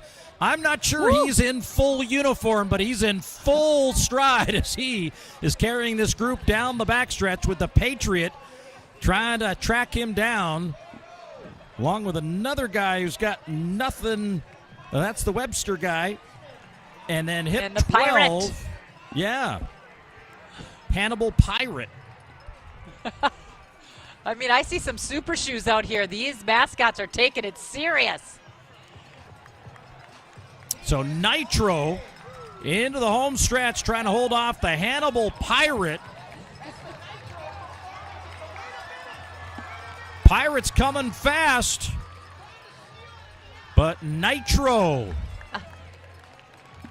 looks like a ringer if you ask me. Going way wide on the outside there. Who is that? The Bobcat? Yeah, thank goodness they didn't have to stay in their lanes. Where's my cow? That's the Black Cat. Oh, the Black from Cat. Herculaneum High School. Oh, and we still got don't people see on the Chick-fil-A. track. So a lot of fun here with the mascots as they wrap their 400 meters. We got more elite action coming up on the track here shortly, and our friends at Dystat do a great job building the editorial coverage to get ready for these big events. And we asked them to check in with some of the big names that we're going to see later on tonight for an episode and a segment we like to call Dystat Discussions.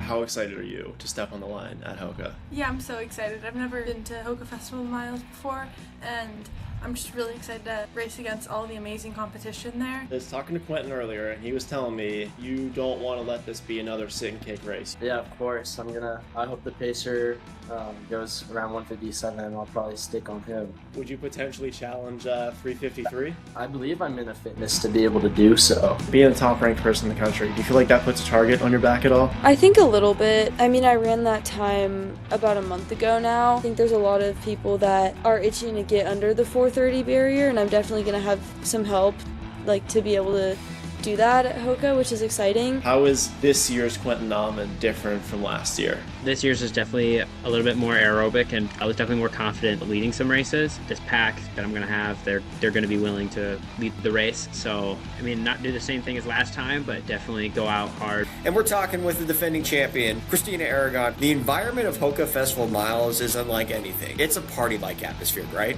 Yeah, I feel like it has that sort of just high energy, like people are excited environment that I feel like helps athletes to race well. Craig Engels, our defending men's pro champion from last year. How excited are you to get back out to St. Louis? Last year I had so much fun. Like, it was crazy. I went into the race knowing I was going to win. I have the same feeling again this year, so I'm stoked about it.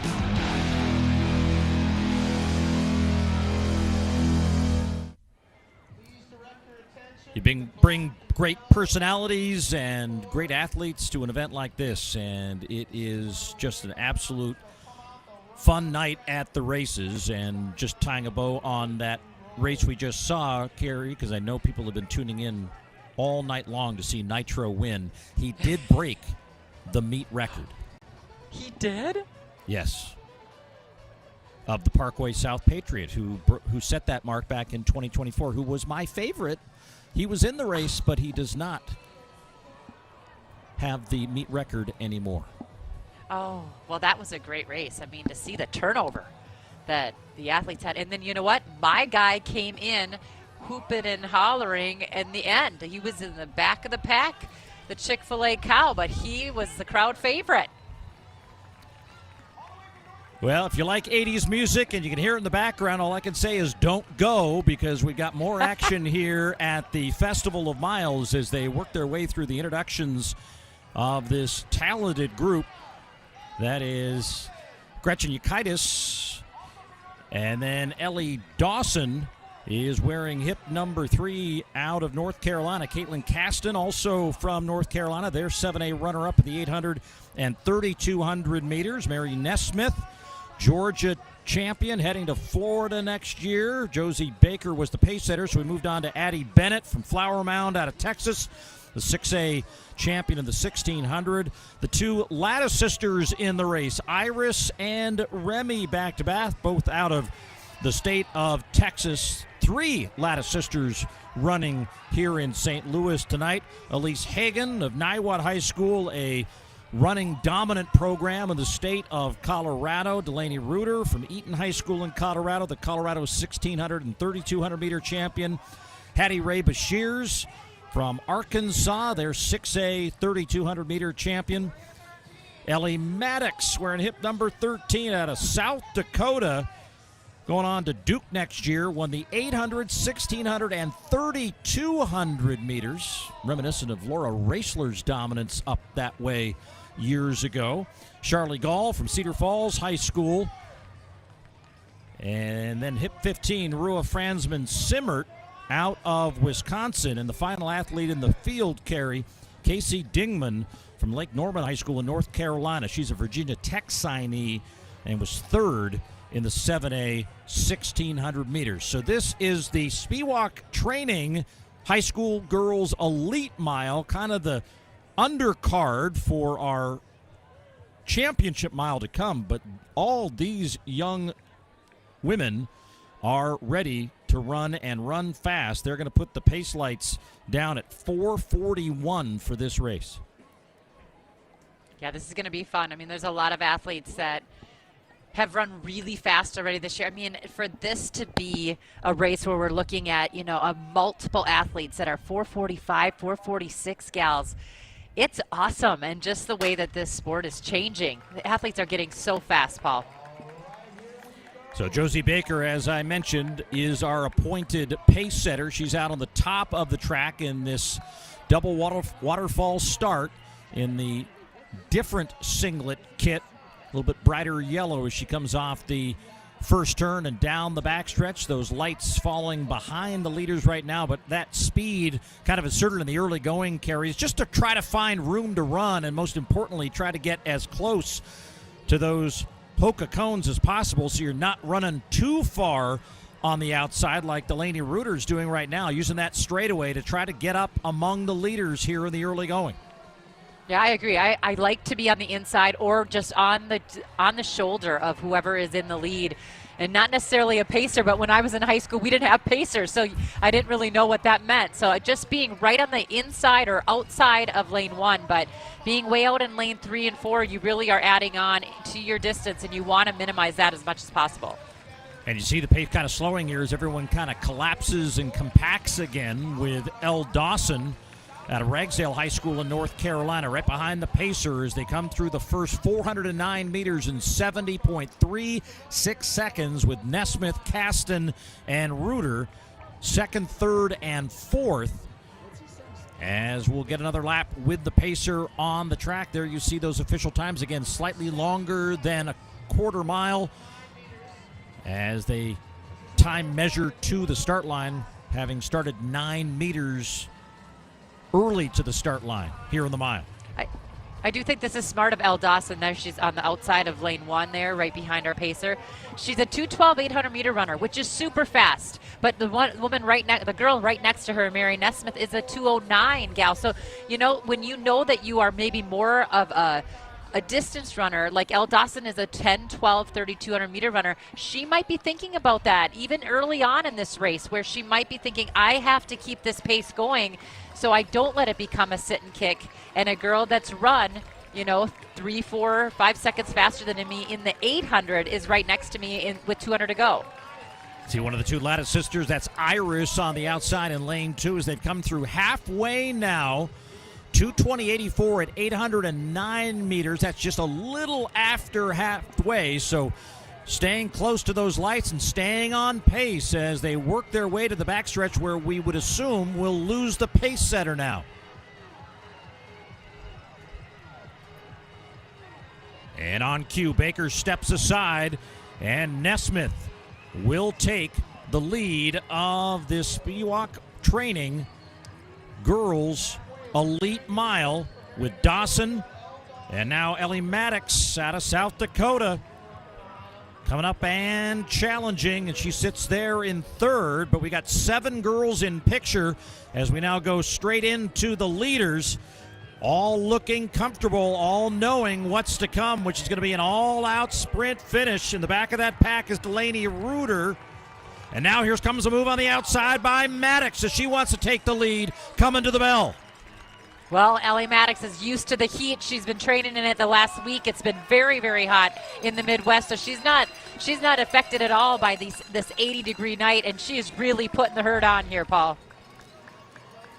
71.4 on that last lap for Maddox with Nesmith, Dawson, Caston, and Yakitis. As they head down the backstretch, the leaders basically like running on top of those lighted dots with now less than 300 to go.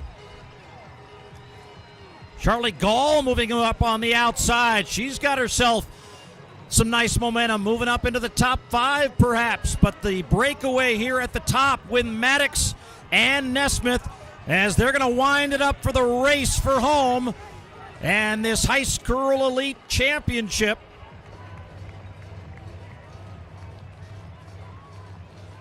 As they come for home, we're going to have another battle on the outside with Nesmith now to the lead. Gall in third. Did a lot to get back in the mix, but she's losing gas with every stride, and not losing 1 ounce of her lead is Mary Nesmith, who takes the victory convincingly. Just outside the U.S. top 10 in 2026, 4:42.95 in a last lap of 69.97. Loudon Nesmith have a really nice run. She tucked right in on the inside lane from the very beginning. She let the Pacers do their job. She held on to Dawson as Dawson tried to be on the outside and make some moves. And as we can see, Nesmith just moves out here with 100 meters to go. She's coming off of running a PB just last weekend in the mile when she ran 4:47, but she also ran 2:09 this year in 800 meters. So she knows she has that closing kick. And look how relaxed she's looked the entire time. I think she's got a lot more in her, Paul. One more look at it straight away. And once she made the move past Maddox, did not take one look back, eyes on the prize. And that prize today is an elite mile victory at the Hoka Festival Miles in 2026. And who does she get to debrief about the race with? Well, the American record holder in the mile, Sinclair Johnson, said, yeah, you did a nice job. Yeah, how cool is that?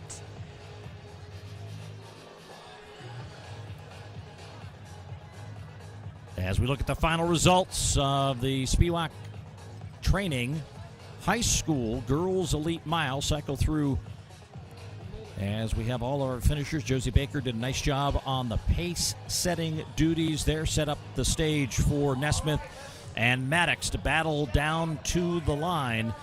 And they are our top two, with Charlie Gall finishing in third, and she is first on to the podium for the recognition here. 4:45.43. Closing lap was actually faster than Maddox in 70.22.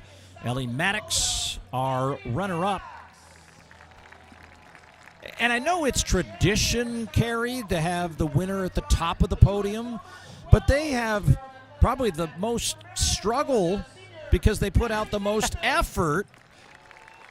But I don't want them on the bottom one.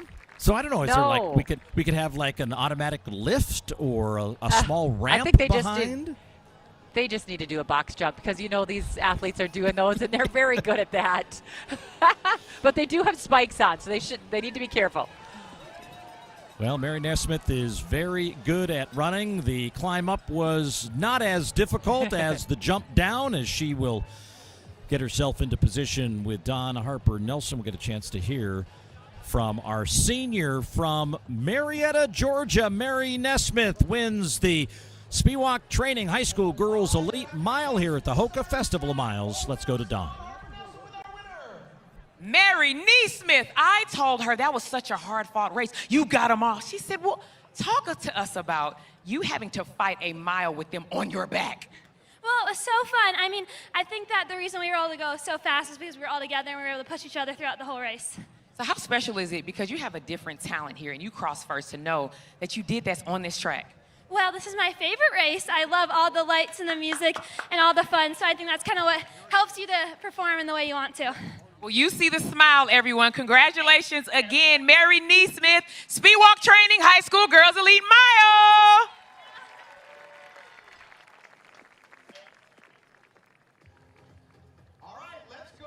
4:42.95, the winning time, as the girls are off the track, and we begin introductions of the boys Elite Mile from Spewak Training, our sponsor of these races here. There's the first man to be introduced, Quinn Sullivan of Niwot, his teammate Ryan Keaton wearing hip number 2, Michael Ferguson from North Carolina, hip 3, Benjamin Adams from Mountain Vista out of Colorado, the defending champion here to try to win again. Aiden Antonio wearing hip 5, and then up to Paul Van Lanningham wearing hip 7 out of the state of Kentucky, their 3A 1,600-meter champion.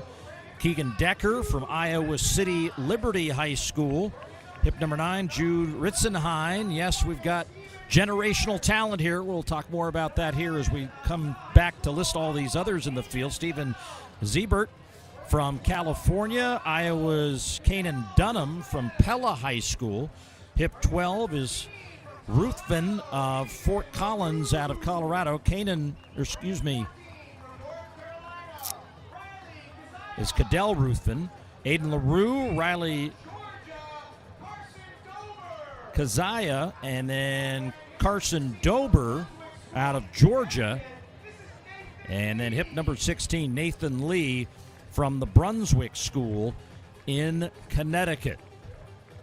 So Fast and Furious out of that intro gantry, and now heading over to the track as we talk about some of the favorites in this race. Carrie, who have you sort of focused on?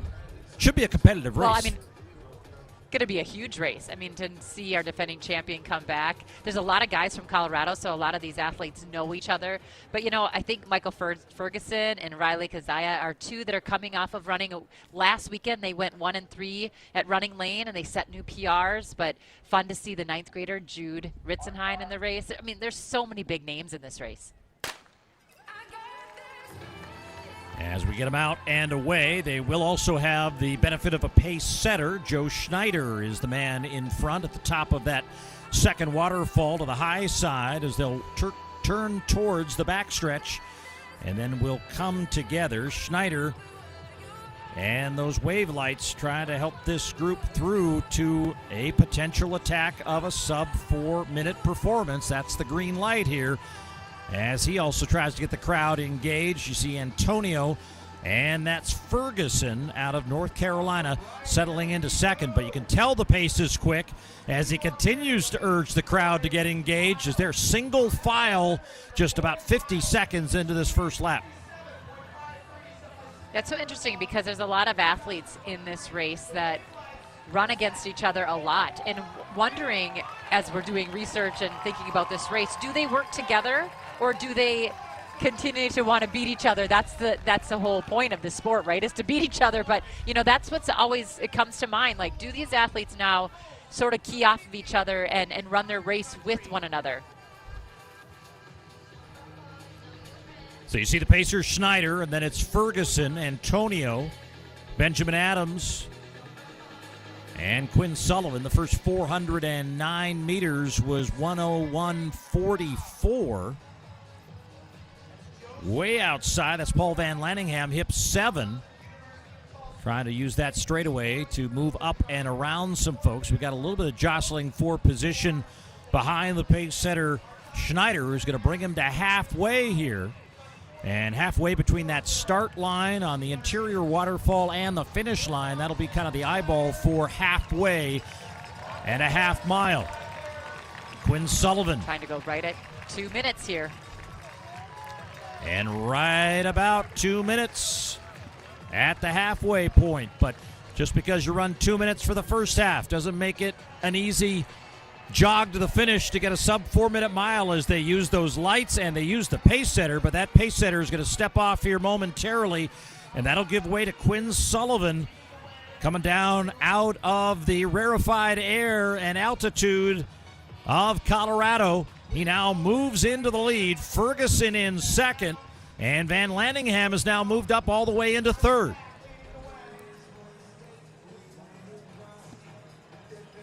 Well, keep in mind that Ferguson has now run 4:04 for the full mile, so he knows how to time that kick. But, you know, is he watching the clock? That's the question.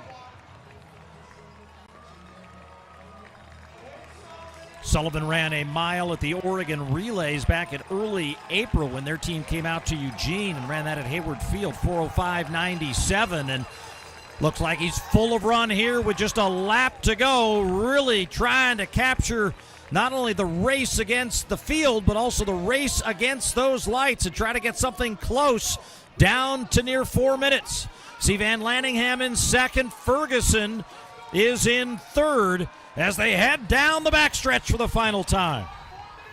Ferguson looks like he's timing it perfectly, but Van Lanningham, he's having a phenomenal year. Ran 151 in the 800 and also has run 804 for 3K, so he has that speed endurance. He can keep the kick going for a long time, and he's closing. They were at 3:31 with 200 meters to go. You see him look over his inside shoulder just to see if he could feel something, but he's going to see it on the outside because here comes Van Lanningham, and then behind him is Ferguson. Van Lanningham now trying to fight off Ferguson, and Ferguson moves to the lead. Sparks fly in the last 100 meters as Ferguson takes the win in a top 5 U.S. mile performance in 2026. Sub 60 last lap, 4:02.37.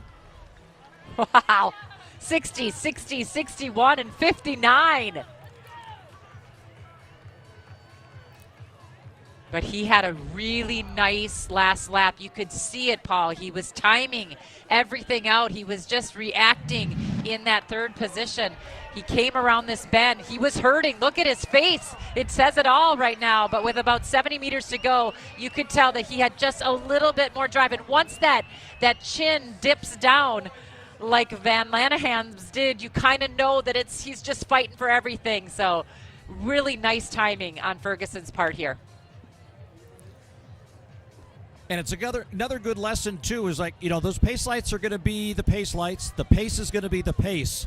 But there's a lot of different ways to run a mile. And here's another case where we saw somebody who kind of laid back a little bit and, you know, was never out of the top 3 but didn't try to always be in front and only needed to be in front when it mattered, which was when it was over. And Michael Ferguson takes the win in 4:02.37. Again, a sub-60 last lap for him, as well as Adams. Ruthven with a very nice close in fourth, just off the podium. He also ran under 60 seconds for that last lap, 59.84. But Adams had the fastest last lap. Ferguson gets the fastest time, and he will ascend the podium as the winner in the Spewak Training High School Boys Elite Mile.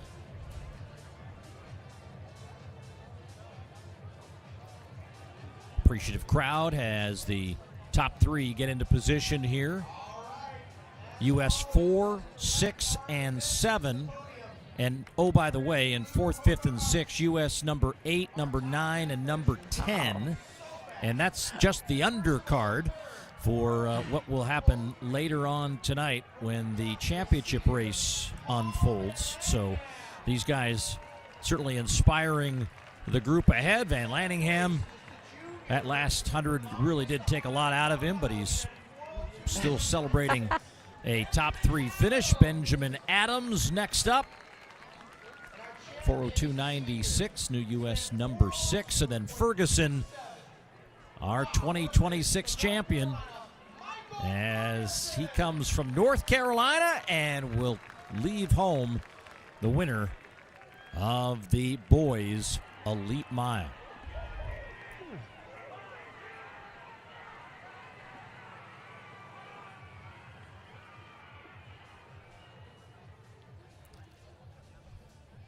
Moving into the evening hours on a beautiful day in St. Louis, Missouri.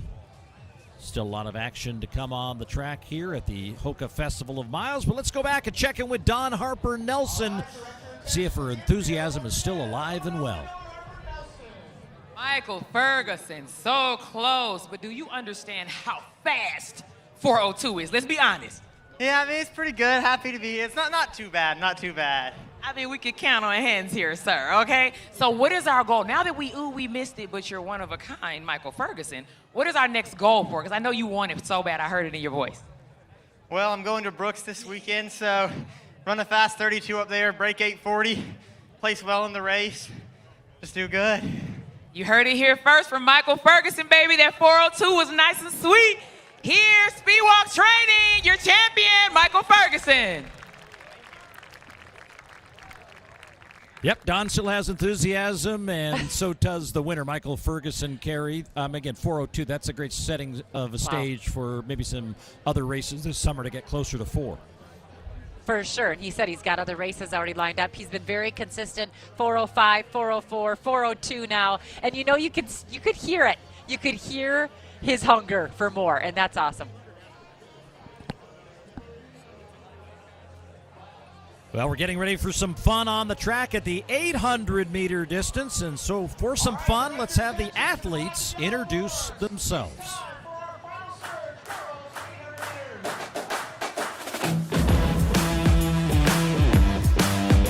I'm Josie Hill.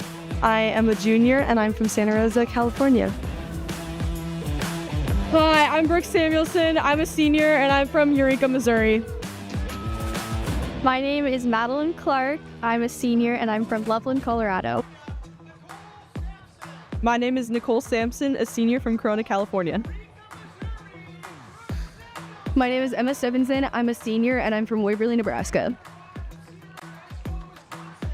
Hi, my name is Azra Gerchek. I'm in 10th grade, and I'm from Portola, Irvine.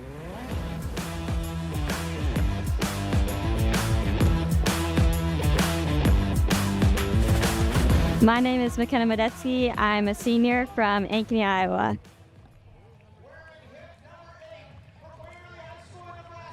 Some fun intros for this group as the group also gets introduced in stadium. Stephenson wearing hip number 8. As Paulina Krupski is the last athlete to be introduced. Didn't see her come out of the gantry. Now she's there, as Aaliyah Rogers will be our pacer tonight. So we dip down in distance, Carey, for just a couple of races. But the final surge, 800 meters, equally as impressive. All those reinventions of the record books in high school at the mile, 1,600, 1,500. It is true, too, that the 800 has seen some reinvention as well. As you look down the list, the top 6 performances, 5 of them came within the last 3 years. You had Natalie Dumas, who's still running in her high school campaign. Emery Ross, who did it near 2 minutes last year.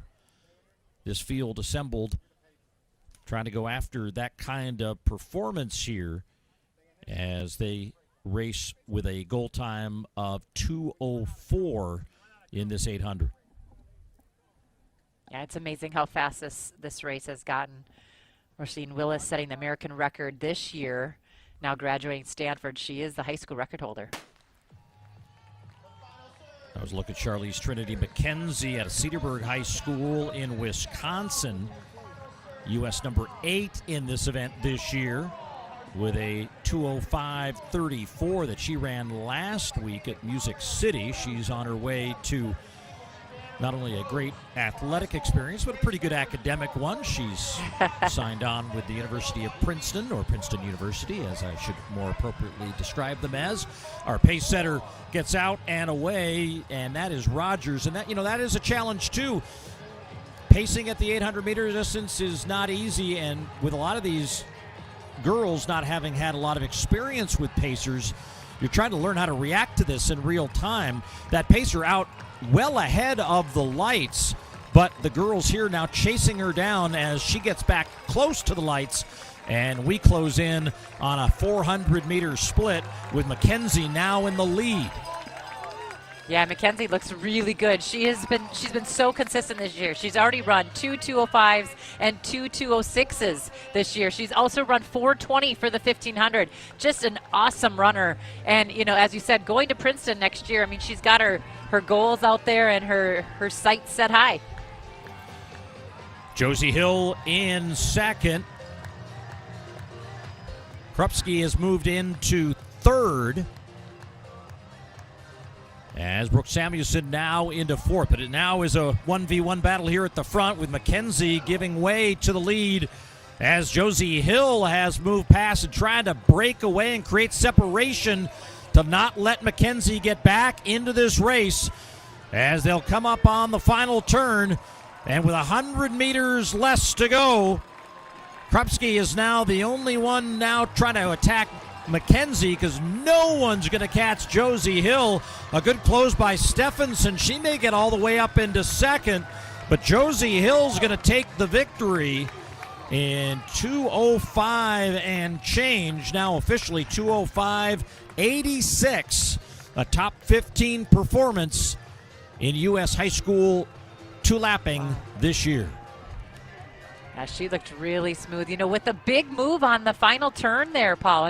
A lot of athletes will kind of tuck in and wait till they can swing wide going into the straightaway, but you could see her. She was antsy. She's on the backstretch, getting ready to move here with 200. She didn't wait. She went around, and she was powerful in that move, and that's what did it. And then the final stretch here, you could just see she was still in front of those lights. She was still hammering home. She fell a little bit short of being all the way in front of the lights, but wow, did she have a powerful last 200 meters. Really, really good run for her.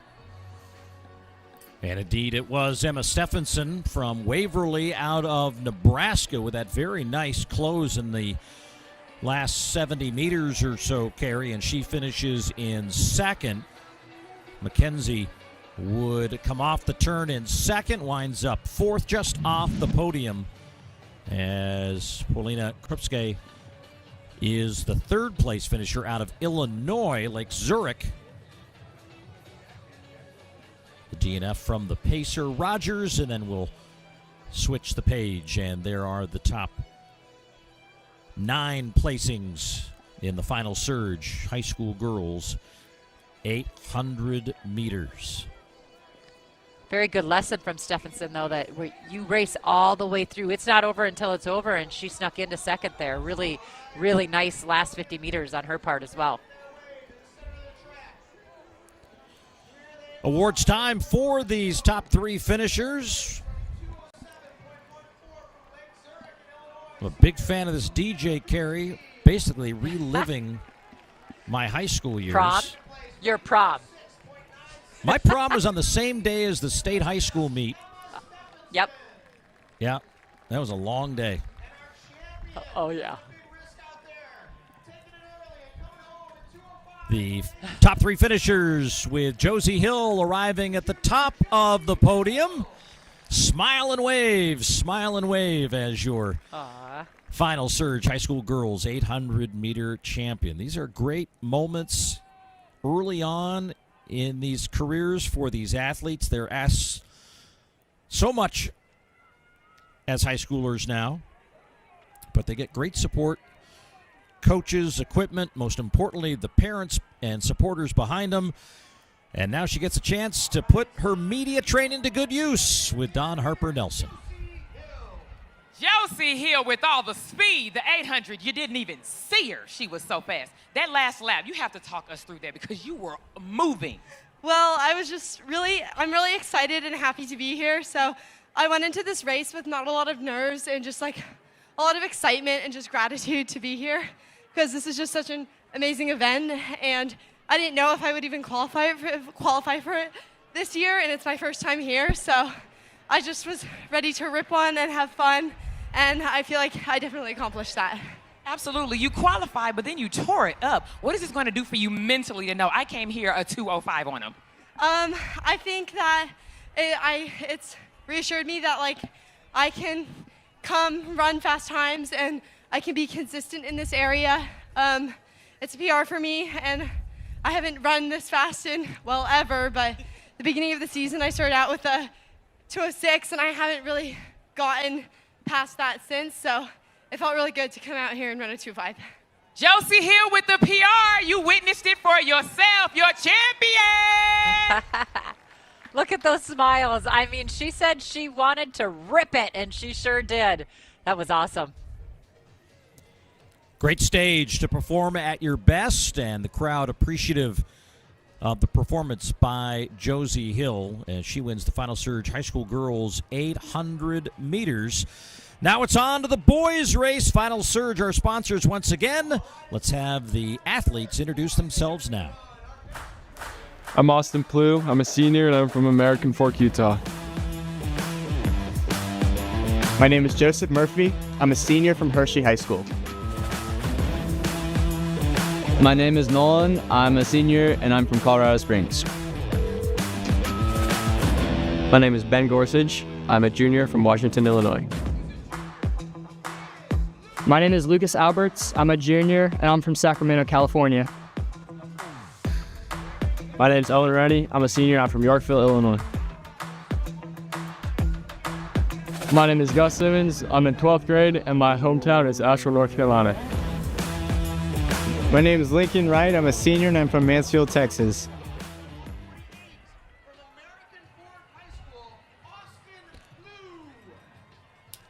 I love Nolan, who didn't need to say his last name, as though you should just know him by his first name. So Nolan is Nolan. And then the kid out of North Carolina very appropriately saying he was in 12th grade. Not a senior, but he's in 12th grade, which I think is one and the same. But hey, I think if I was in 12th grade, I'd be calling myself a senior, right? I mean, that's how, kids always want to feel a little bit older, and saying you're a senior is.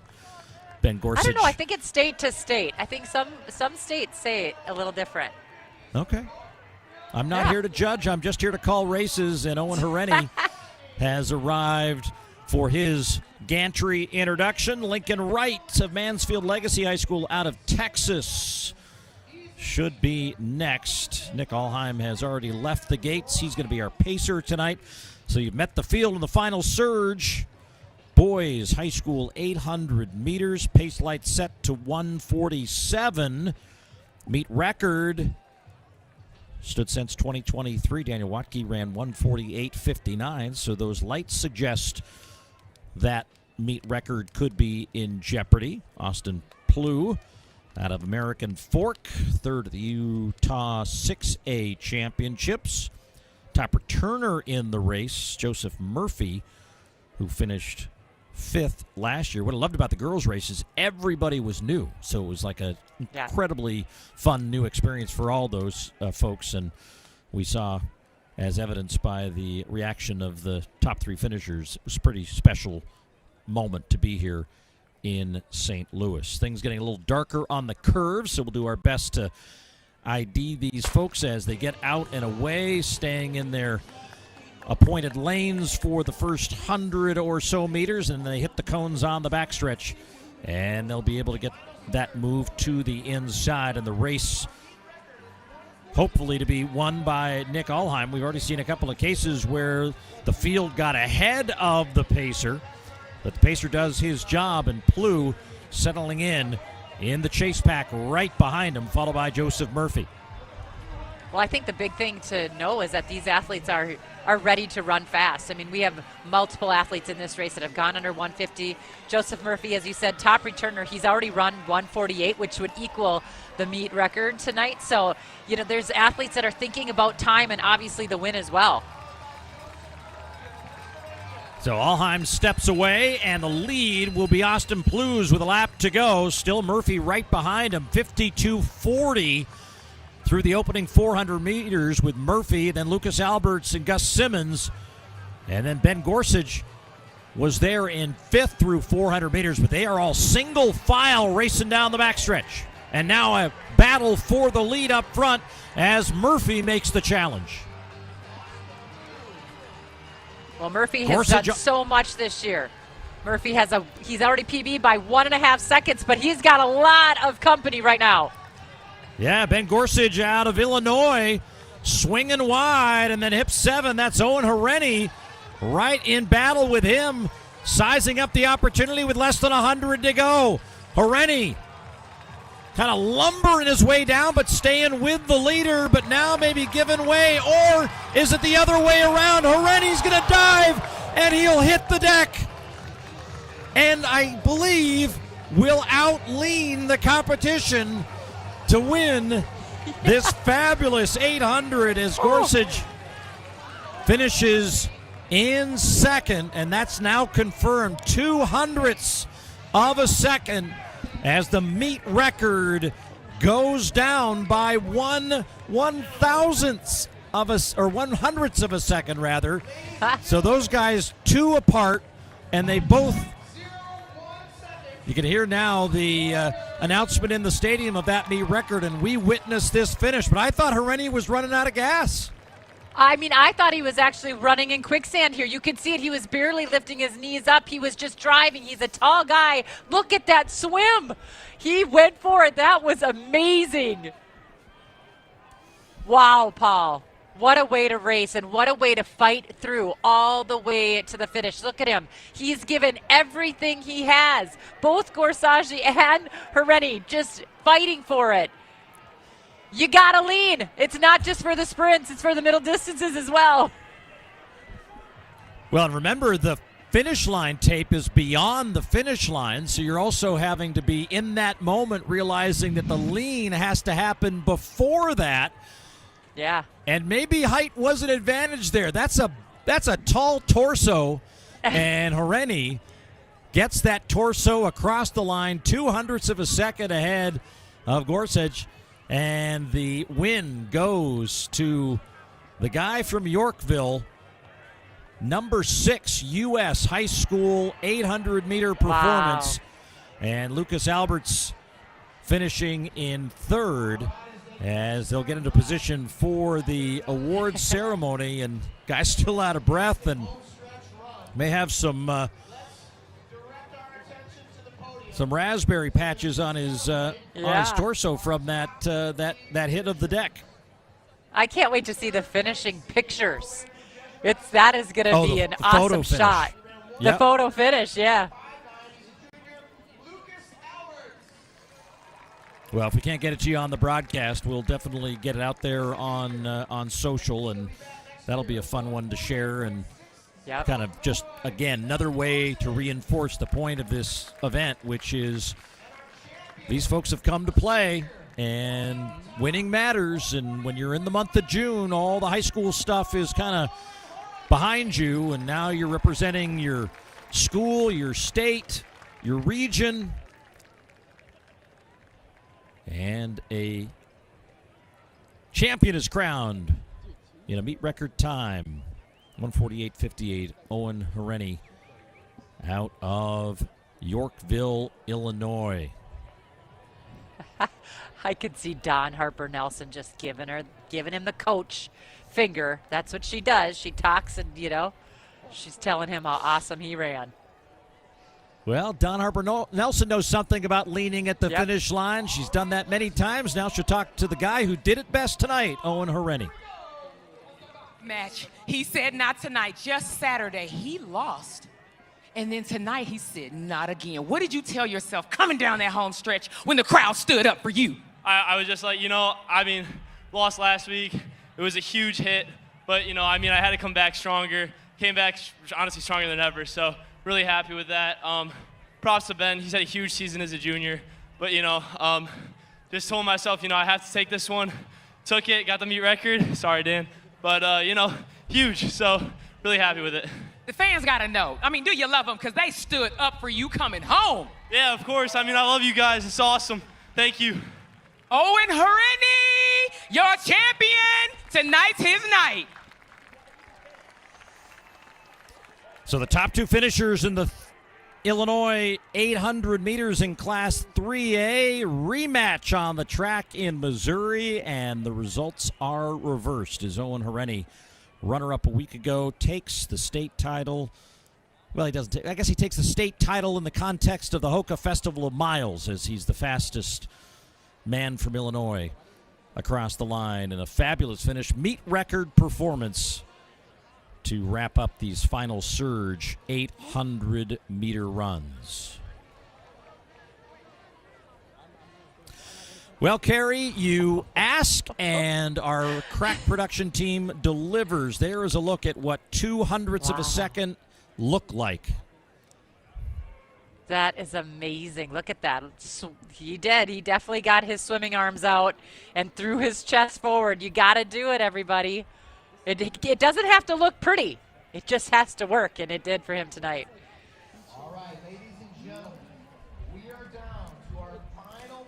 All right, getting into the high-performance part of the meet as we get set for the Hoka High School Girls Championship Mile. Let's meet the field.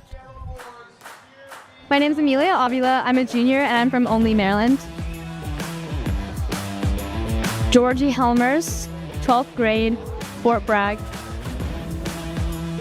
I'm Addison Ritzenheim, and I'm from Niwot, Colorado, and I'm a senior. I'm Sadora Weber. I'm a senior, and I'm from Sandwich, Illinois. Hi, my name's Addie Cotter. I'm a freshman, and my hometown is Chattanooga, Tennessee.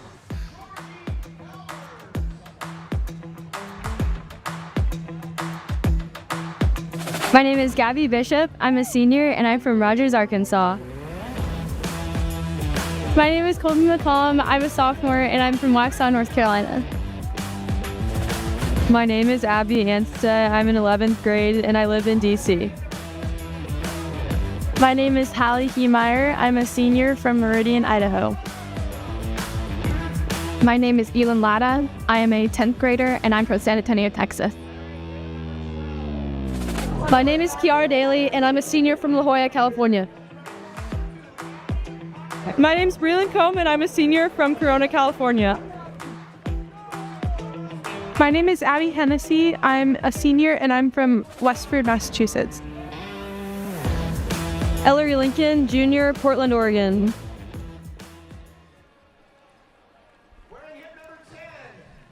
And Ellery Lincoln, kind of matter of fact here, Carrie, as she's the last to be introduced as we're going through the last few introductions here before we get you out to the track for this championship mile. Of course, a lot to be remembered about last year's performance when Jane Hedengren broke the U.S. girls high school record. And when I said she broke it, that's like not even doing the mark justice. She destroyed the record.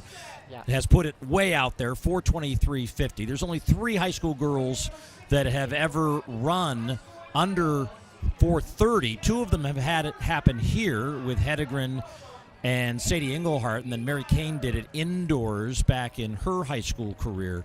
But we think this race is set up to add some folks to that sub 430 list, including the likes of Hallie Heemeyer, and then we've got Braylon Combe, and of course Ellery Lincoln. Lot of interesting storyline narratives here as we get these last few athletes introduced. Yeah, and what I really liked about Ellery Lincoln saying that after she ran her 430 this year, there's been a lot of girls that have thought that they can do it too, and it just seems like there's a really nice synergy amongst the girls right now where they're trying to run really fast and they're almost encouraging one another to do it with them, and I really like that. So Braylon Combs getting introduced. Abby Hennessy will be next out of Massachusetts. U.S. High School number 2 this year. As a lifetime best of 4:34.69. You can't get much closer to sub 4:30 than Ellery Lincoln did a couple of weeks ago in her hometown of Portland. She ran 4:30 on the nose. Yep. Yeah, she's run so well this year. I mean, she has this 400-meter speed that I think is one of the most impressive things that she has on her resume. I mean, she can run everything from the 400 up to the 3K, but that 56-second speed I think is really, really something that is maybe a real big tool for her to use when she needs it. And so a lot of the times the pace will feel slow for her early on because she has such speed. So we have lifetime bests in this race, Carrie, all the way up into the low 450s. Everyone's here to run their best, and I think it'll be a fast race for everyone. But they have put 3 different colored lights out on this wave light for this particular race, kind of just given the reality of what a few folks are trying to chase. And as we get them to the line, we are underway with the Hoka High School Girls Championship Mile. The green light will be at 4:27. We'll also have a white light at 4:35 and a red light at 4:40, and they are into the darkness illuminated by that pacing light, and there is a pace setter in this race to get them out and away in the early going, and that's an important ingredient to the success here of an event like this, and Gina McNamara is doing her job as she gets there into the early going. A lot of looking around in the early stages as Braylon Combe is up there near the front along with Ellery Lincoln, as there's already a little bit of separation from this entire group just 200 meters in.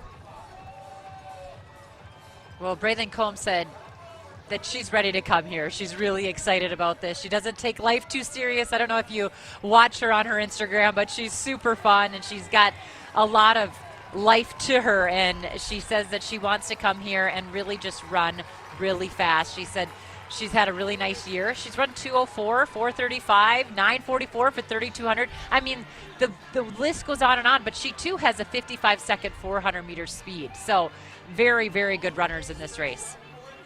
Reminder, that time you see of 68.21 is a full 409 meters. They ran a little bit over a quarter mile to that split. We'll get a 400-meter split upcoming as they'll come through halfway. Now in single file racing behind the pace setter in McNamara is Lincoln, Combe, Latta, and Daly. You see Abby Hennessy, one of the taller runners in the field, starting to move herself up a little bit. And as we've talked about in some of the early races here, Carrie, you don't have to necessarily be in the lead the whole way to run a smart and fast mile. Well, and I like to see that Elin Latta is there in third. She's kind of watching what's going on in front of her. She hasn't had a full indoor season or outdoor season. She's only run one race this outdoor season, had some injuries that she's been healing up from. But get this, she ran 4:38 in her opener. That was just at Music City on May 30th. So she's very fit. She's in third right now, watching what's going on in front of her. McNamara took them through 809 meters in 2:15.61, so they were right at 4:30 as they head to the second half of the race and the last 2 laps of the race with Lincoln, Combe, and then Latta in that tough spot in third, trying to make up the gap. Doesn't necessarily have to make it up all at this moment, but doesn't want to lose too much more ground to 2 very sharp and experienced runners at the front in Lincoln and Combe. I like what Lincoln's doing, whether she knows it or not. She is taking a little bit of zip out of Braylon Combe. I like what Braylon Combe is doing too. She's sitting on Lincoln, but Braylon Combe is coming off of a very busy state championship weekend just 5 days ago. She ran 5 races, Paul, in 2 days. She won the 800 in 2:05. She split 2:07 in the 4x8. She also won the 1600 in 4:35. I mean, this girl has run a lot, and she is right there with 400 meters to go. And right on the lights for a sub 4:30. 2 with the potential to put it down here, with Hennessy in third, leading that next group in third, fourth, and fifth. As we go to the last lap, and Lincoln has Combe right behind her, and I think Combe is just waiting for the right moment and letting that moment now come as she starts to work up on the outside, and Lincoln trying to fight her off. Well, we said it. Lincoln has a 56-second 400 meter. Combe has a 55-second 400 meter. These two are in a battle, and they are neck and neck. Lincoln back to the lead as she fights off the challenge by Combe. As we keep an eye on this battle and we keep an eye on the clock, Ellery Lincoln off the final turn. She has broken Combe, and now it's a race against those lights and a race for history. Only 3 high school girls have run the full mile under 4 minutes and 30 seconds. Make it 4.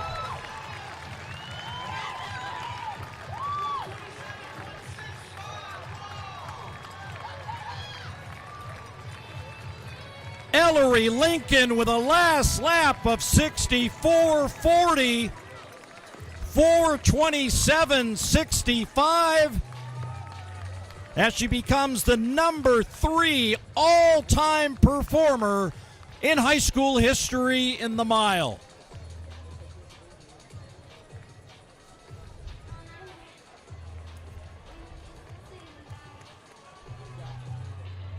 That was one amazing run. To see how composed Ellery Lincoln was the entire time. She had challenge there with Braylon Combe with 200 meters to go. Here they are on the backstretch fighting toe-to-toe, basically. Braylon Combe trying to go wide, but this was a smart move by Ellery Lincoln right there, fighting her off, making her run the furthest point on the turn, and then Ellery Lincoln just hammering it home. She is so good over 400 meters all the way up to the 3K. You can see that strength. You can see the speed in her turnover. Her parents are awesome runners. She's an awesome runner, and welcome to the sub 430 club. Yeah, we really haven't even talked about the backstory of that DNA strand that she's been the beneficiary of. Her dad was a 4-time NCAA champion. Daniel Lincoln was also an Olympian, and Sarah Schwald, a national caliber athlete in her own right, and they have raised one special runner who is going to take her talents to be put under the guidance of Shalane Flanagan at the University of Oregon. Braylon Combe is off to Stanford, so the West Coast gets a couple of pretty spectacular runners to continue their collegiate experiences. As we see now another sub 430 performer in high school history on the girls' side, Ellery Lincoln, 4:27:65. Aw, look at that. Camaraderie displayed here between Lincoln and Combe.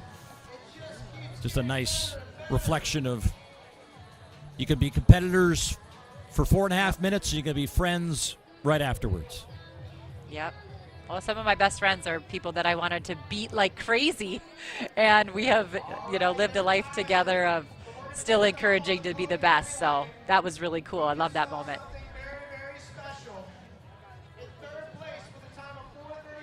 Combe was able to knock off almost 6 seconds off her lifetime best as she had won a big mile indoors at the Armory in mid-March, and she'll get introduced here after Abby Hennessy, who finished in third, 4:35:14. And Braylon Combe gets introduced as the runner-up, new lifetime best, U.S. number 2.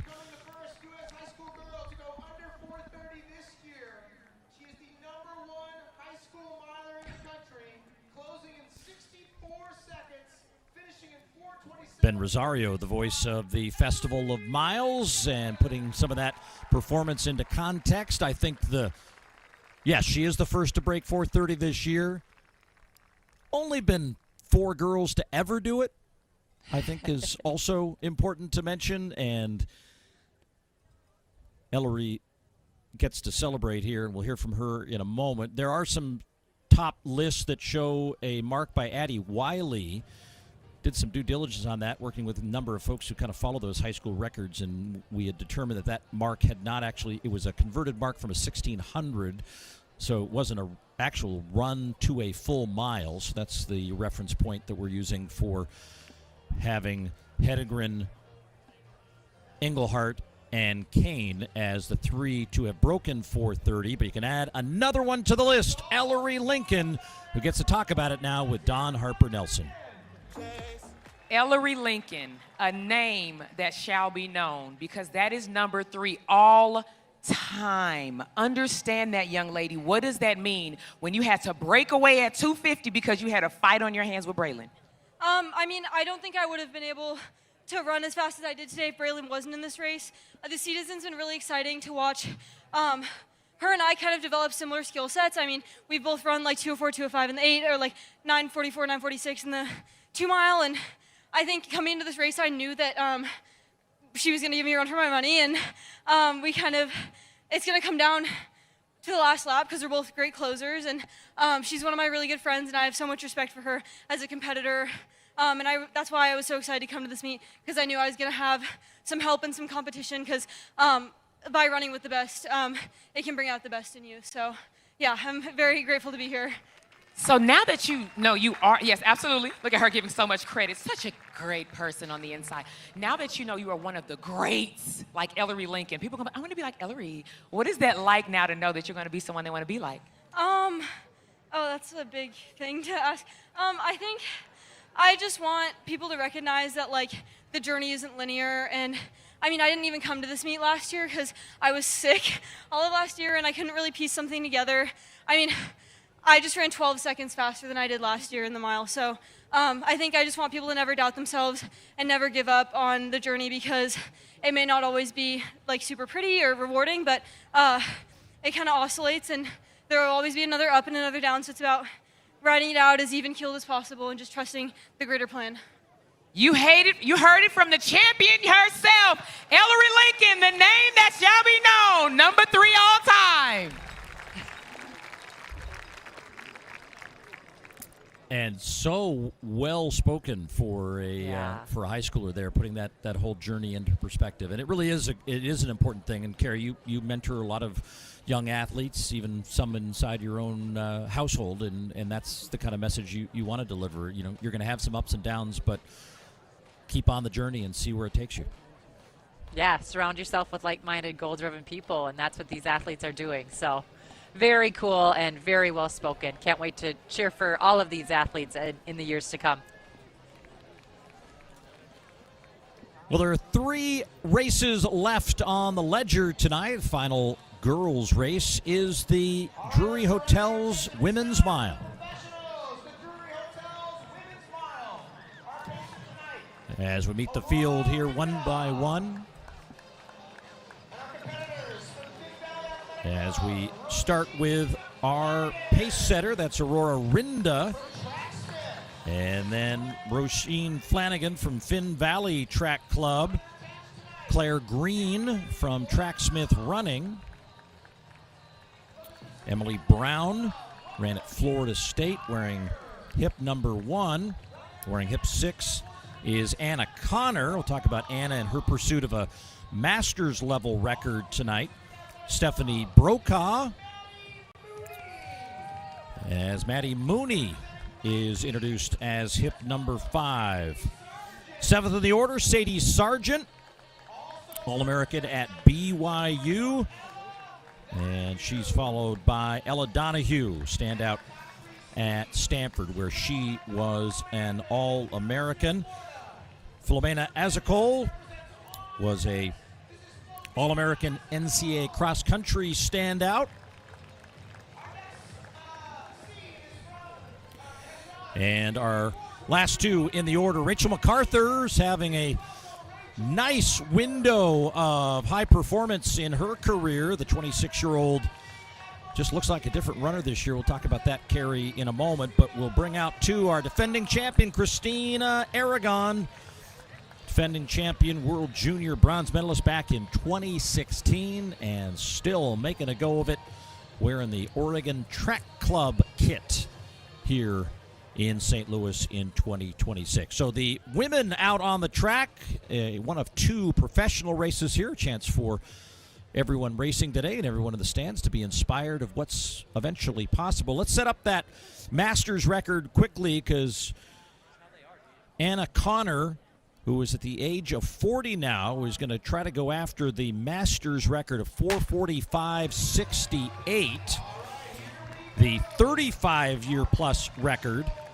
which Stephanie Brokaw would be eligible to break. A little bit tougher, 4:26.10. That was unfairly run by Mary Slaney, still in one of her great seasons back in the day. So that record stands, and Brokaw going to try to attack that here, but we're going to try to attack this first lap with the pace setter already out in front. That's Rinda.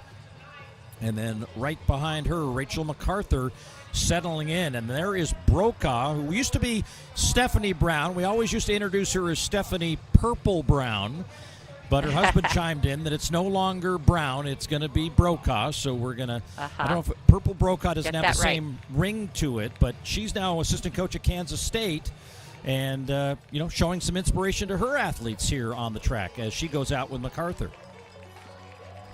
Yeah, MacArthur has had a phenomenal year on the roads and on the track. I saw her race last weekend at Track Fest, and just aggressive, like went out into the lead and was pushing the lead. And it's just fun to see her. You know, we've seen her time and time again kind of getting closer to what we thought that she was going to be in college, but then some injuries came and she transferred and things. But man, is she having a really nice year, and she changed her location where she's living. She's in Flagstaff now, so not surprised to see her up here pushing the pace behind the pacer. And those pace lights are at 4:22 for the green, I believe. The white lights at 4:30.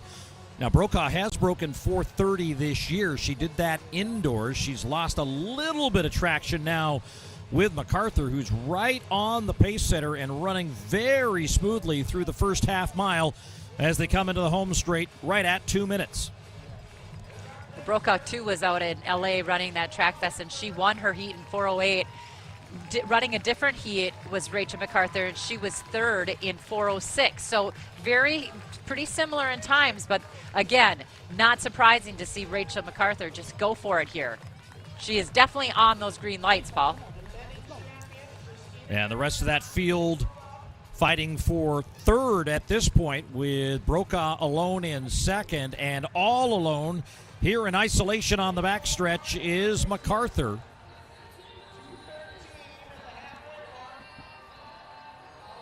Last 400 meters was covered in 66:35, 809 meters in 2:13:30. So definitely under that 4:30 pace. Meet record is 4:26:08. That was set by Abby Nichols back in 2023. MacArthur's lifetime best is 4:23:98. So certainly capable of going after that mark, but she's going to have to do it as a solo effort here, as there is some movement behind the leaders here, as I believe our defending champion Christina Aragon has passed Brokaw and moved into second, but only a lap left to try to chase down the leader. Well, Christina Aragon could hardly wait to get back. She absolutely loves this meet. She just said that she's so excited about being back here and trying to defend her title. But Rachel MacArthur right now, she does have a lot of work to do by herself, but she's going for it, and she's got her eyes set on those lights in front of her and on the win. Won the U.S. Road Mile Championship back in 2024. Standout at Colorado. She was a top 4 finisher at the NCAA Indoors back in 2022 with less than 200 meters to go. Now just 4 minutes on the clock. Those green lights getting away from her just a little bit, but she's in complete command and control of this women's elite race, and now heads to the final stretch of 100 meters as the defending champion just trying to get back within contact of her. Then that is Aragon. We'll keep an eye for Connor coming across the line, but Rachel MacArthur wins this one convincingly in 4:27.91 as the cascade of finishers led by Mascot come across the line. And the race continues to the finish as that is Connor finishing up, as we'll see where her time was. 4:45.68 was the time that she needed to get to break that 40-plus-year-old Masters record. She'll just miss it on this night as she runs 4:48.41. But back to MacArthur. You know, we just heard Ellery Lincoln talk about how important it is to get pushed in some of these races when you're trying to race a fast time. MacArthur here just did not have anyone at the same level of fitness, it would appear, coming into this race, and she took control early, stayed with the pacer, and never saw another soul until she crossed the line and looked behind. Yeah, she really didn't. She didn't have any challenge tonight, but she looked really smooth and really, I mean, not a lot of emotion on her face. It didn't seem like it was that hard of an effort for her. I'm sure she's going to be excited about the time. 4:27 is a solid time, but, you know when you have a 4:23 next to your name, there's always a little bit like, oh, I would love to get a new PR, but she didn't have a lot of company to help her really push herself tonight.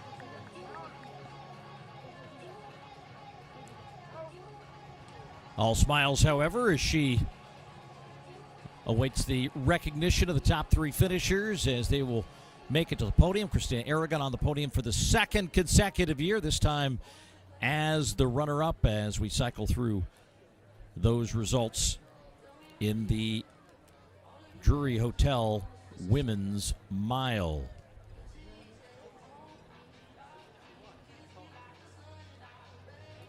Two races to come. The boys' high school, followed by the pro mile to wrap up a very entertaining late afternoon and early evening in St. Louis after 9 o'clock local time.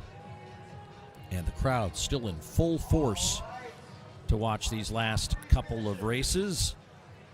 As we'll go to the award stand here momentarily, and Ben Rosario is going to recognize those top three finishers as Flomena Azakol will get the first spot on the podium.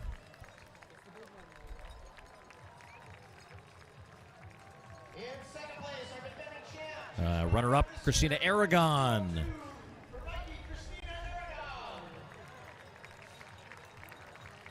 And flowers the reward and that big climb to the top of the podium for Rachel MacArthur as she wins this Drury Hotel's Women's Mile.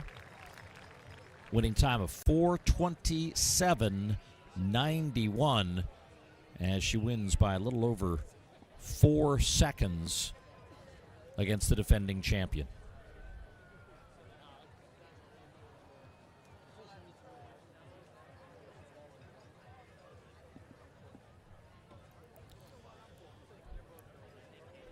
Getting Rachel in position with Dawn as the crowd eagerly awaits the brief on a very convincing win for Rachel MacArthur, who's with Dawn now.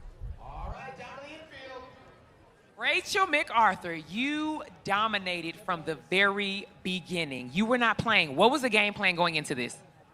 I wanted to run really fast. Can't be disappointed with the win ever. You know, in professional running, it's really hard to win these days, but yeah, I kind of want to just get after it, and the wind made that a little challenging, but it was fun, so. You talk about that win, but when you came home on your win, you see what I did there? The fans were absolutely standing for you, and you just took it in because you were ahead. What was that like to hear them just cheering for you? You know, I was kind of zoned out, to be honest, but in hindsight, amazing. You know, everyone's great out here. It's a fun event. The whole community shows up, and that makes it all the more enjoyable. So, yeah, thank you guys. Absolutely. Rachel MacArthur, everyone, came in for the win. and took over. Congratulations. But you could just see the focus that she has and the drive that she has. You know, she was excited to win, but there's still more in her. And I think that the disappointment that we have sometimes in seeing the time or the result is what keeps us going. And this woman is ready to get after it, as she said. She's been fighting her way back to the top, and she's been looking really good. So big props to her. So 2 races left on the schedule tonight as we have the young men introduce themselves for the boys' mile.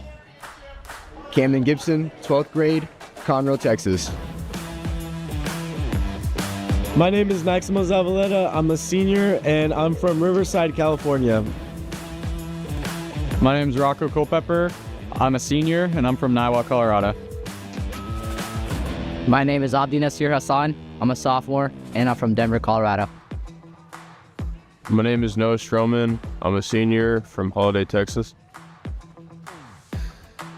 My name is Jay McDonald, junior from Summit, Colorado. My name's Carter Smith. I'm a senior, and I'm from Mifflin County, PA. My name is Jibber Rossett. I'm a junior, and I'm from Chattanooga, Tennessee. My name is Marcelo Mantecon. I'm a junior, and I am from Miami, Florida. My name is Peter Meekum. I'm a senior, and I'm from Orem, Utah. My name is Caden Leonard. I'm in 12th grade. I'm from Southlake, Texas. My name is Jameson Piper. I'm a senior, and my hometown is Lawrenceville.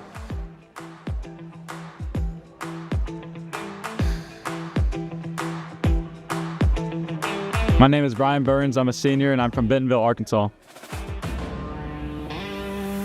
My name is Jackson Spencer. I'm a senior, and I'm from Harriman, Utah. Nice to have those folks introduce themselves as they continue to get introduced out of the entry gates here, Carrie. I mean, we've had a lot of history over the years with the Festival of Mile performances. Just a couple of years ago, 3 years now removed from that 2023 edition where Simeon Birnbaum led 4 high schoolers under that mythical 4-mile barrier. We just heard about that win, and that was the only thing that concerned me kind of coming into this late stages of the race is, are they going to be able to maneuver through those conditions? You do get the benefit of the wins, but they can take their toll too when you have to face them. Well, and the thing is all of these guys that have been talking about their race plan coming into this race on the different videos that we've been watching on social media, they are ready to run fast. So I do think we're going to have a good pack up there to maybe help break the wind for some of them. So we might want to keep in mind who is actually leading into the wind, because that can take its toll. Well, a defending champion coming up next, and that is Quentin Nauman, as he comes from Iowa. Tried to break 4 minutes on Iowa soil at the Drake Relays. And again, those were windy conditions, was just not able to do it. But no one perhaps has a faster closing 400 than that young man out of Western Dubuque. And Brian Burns trying to join his brother on that list of sub-4s, which is kind of an intriguing subplot. And look at his lifetime best is 4:00:02. And how about this? Coming into this race night, this high schooler is the fastest miler in the United States. That current lifetime best of 3:58:17 won't last past a couple of miles that are scheduled to be happening here in the next few weeks with the elites and maybe after the next race.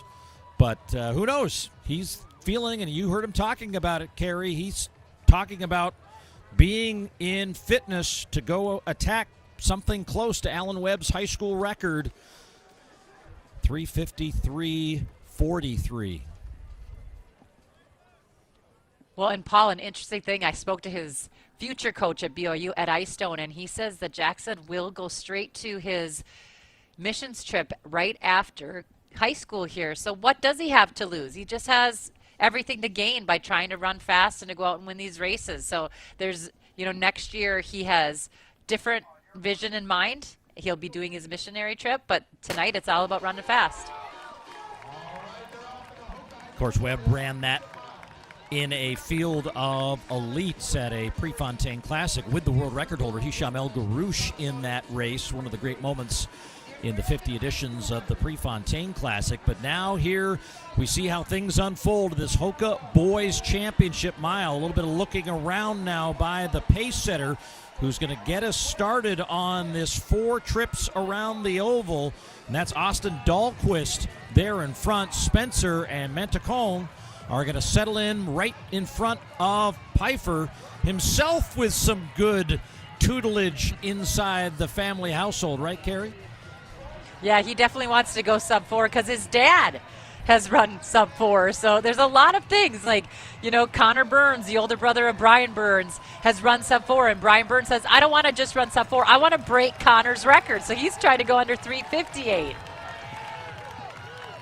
Pfeiffer's dad, Steven, was an 8-time All-American at Colorado. Look at that single file racing, and they were right where they wanted to be to start. 60.08 at 409 meters. This one starting out quick, and they stay on the lights for now. Yeah, this is important. I mean, Jackson Spencer has been so good over everything this year. Undefeated, time and time again. I mean, this kid has shown us that he knows how to run no matter what the distance is, and that is only helping him run over the 4-lapper. I mean, really, the strength that he uses from his cross country and the speed that we now work on and use in races on the track, it really is developing one heck of an athlete. That's Mantacon in third. Caden Leonard is now moving up slowly, I think, into that lead group. But right now, it's the pacer on his pace lights, and the high school national leader and the U.S. national leader right on those green lights that are attached to Webb's all-time high school record as they go through halfway in 1:59.12. Jackson Spencer was 6th here last year, and he ran a very good race, but he is, as you said, the only American this year to go under 4 minutes, 3:58. He knows how that feels, and he looks very relaxed right now. He's not right up on the heels of the pacer. He's running his own race, but he does look nice and relaxed. Well, let's see what happens here as the pacer's starting to look around. I think he's coming off at the final turn. And the leader will now be Spencer as the rabbit turns into the rallier as he tries to get this crowd engaged. But oh boy, we've got some company now at the front as Brian Burns has entered the chat with a lap to go. Brian Burns says he doesn't have a choice. This is his time to break that household record and to go under 4 minutes. He has been running very consistent. He's run 8:51 at Arcadia, ran a new PB there, so he too has that nice strength. But as you can see, here's Jackson Spencer trying to open it up. And try to stay on those lights. Look at that rally crowd on the backstretch. 200 meters to go. That's Carter Smith back in third, right behind Burns. But now in full flight is Jackson Spencer trying to stick on those lights and trying to chase down some history in St. Louis. Smith into second, but Jackson Spencer leading this one from wire to wire, as he's going to dip under 4 minutes once again, this time even faster, as they click through in 3:57.24, making him the number 5 all-time high school miler. And Carter Smith gets under 4 as well. So does Brian Burns. 3 sub-4 minute performances in St. Louis.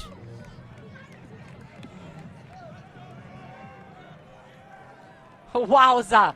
I mean, look at that elation that he has. Yes, he wanted to run really, really fast tonight. He still ran very fast, 3:57. But look at how smooth he was. It started to tie up just a little bit with a big fall in the back there, Paul. But Jackson Spencer up front. Just a little bit of fatigue you could see, but look at how hard Brian Burns is trying to keep that eye on the clock. He looked up a little bit. And Carter Smith making a big push there in second as Jackson Spencer had just enough to open up that lead and really look smooth here over the last 400 meters. What a great athlete. I think history in the making there. We're watching a really, really powerful runner that we're going to watch for many years. And Carter Smith joins the ranks of sub-4-minute performers, and there's another Burns on the list, Brian Burns, though Connor gets the in-house bragging rights for now. He's still got the faster of the 2 miles. He ran 3:58.83 back in 2022. It is number 4 outdoors, number 5 all-time performer, all conditions and all tracks. Alan Webb still holds the record, but how about some nice company, Carrie? Webb, Jim Ryan, Colin Solomon, Owen Powell, and Jackson Spencer. Yeah, that's phenomenal, and so fun that we got to witness that. Little props here for Rocco Culpepper in 4th, almost getting under that 4-minute barrier there, but a great race for him as well.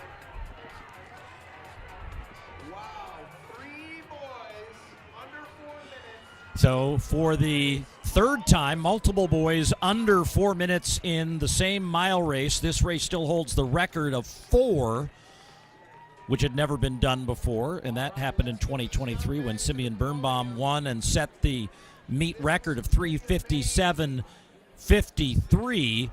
But now the meet record is also gone, lost in sort of the context of that performance, as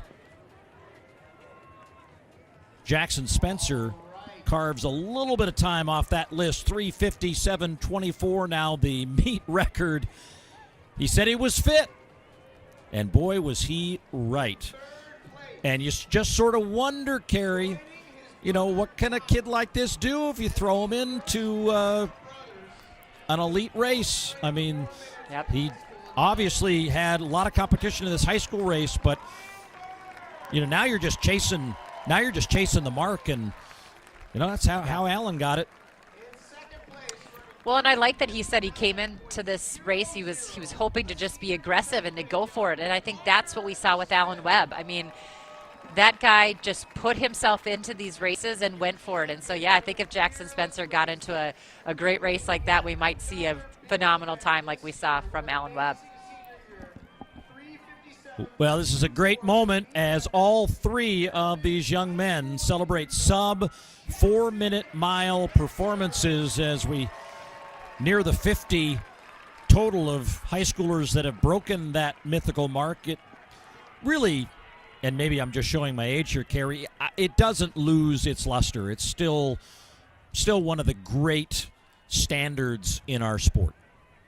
I agree. I mean, I think of all the history that has been made with the athletes that have broken 4, or for the females that have broken 4:30. I think that is always a number that is going to wow everybody, us included, with the general public as well. Do you think Dawn Harper was impressed? Oh, totally. I bet she was impressed. And she'll prove it right now as she gets a chance to talk with Jackson Spencer. Jackson Spencer, you were on the back of that pacer like, get out of the way! Were you thinking it, or what were you thinking in your head, though, seriously, on the first 2 laps? I was thinking I just got to get out harder than ever before to make sure I have a shot at the record. I'm proud of that. Then, the last 2 laps were pretty hard. I just spent the 3rd one trying to stick on the pacer, and the 4th one trying my best to stick on the lights. So I'm proud with my effort. I think on my best day, I probably could have gone maybe 3-4 seconds faster, but today is awesome. Today is great. So it's great winning a big meet like this, and super happy about it. You can just tell he's a monster. He's like, I broke the meet record, but I could have went like 4 seconds faster. Again, what does this do for you mentally? And then we're going to wrap up tonight because that was awesome.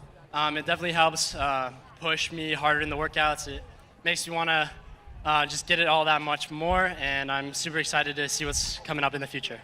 The future is bright for Jackson Spencer, your champion.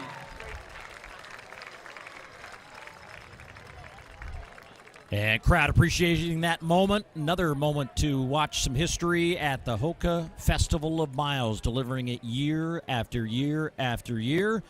And if he's 4 seconds faster, he would break Alan Webb's record. So maybe there's a race on a better day in store for him later this summer. All right, on to the last race of the night, Carrie Tollefson's. We bring out the men for their elite mile, brought to you by the St. Louis Track Club. As we start with the pacer, Henry Johnson, almost like he's in witness protection. They kept him dark because you don't want to know who the pacer really is as the night gets pretty heavy here. We're almost 9:30 on the clock as Graham Stevener of the University of Tulsa is introduced. We've got a couple of collegians in this field that are just finishing up their season. Hip number 15 is Charlie Krasnoff of the University of Tulsa. Hip 12, Tanner Talley out of the University of Kansas. Then on to hip 6, that was Clay Shively of NAU. Hip 15, we already saw, was Krasnoff. Hip number 9 is James Dunn. Jack Kroll, hip number 10. There's Charlie O'Donovan from Ireland. And then Casey Knevelbard of the Under Armour Racing Squad. Hip 4.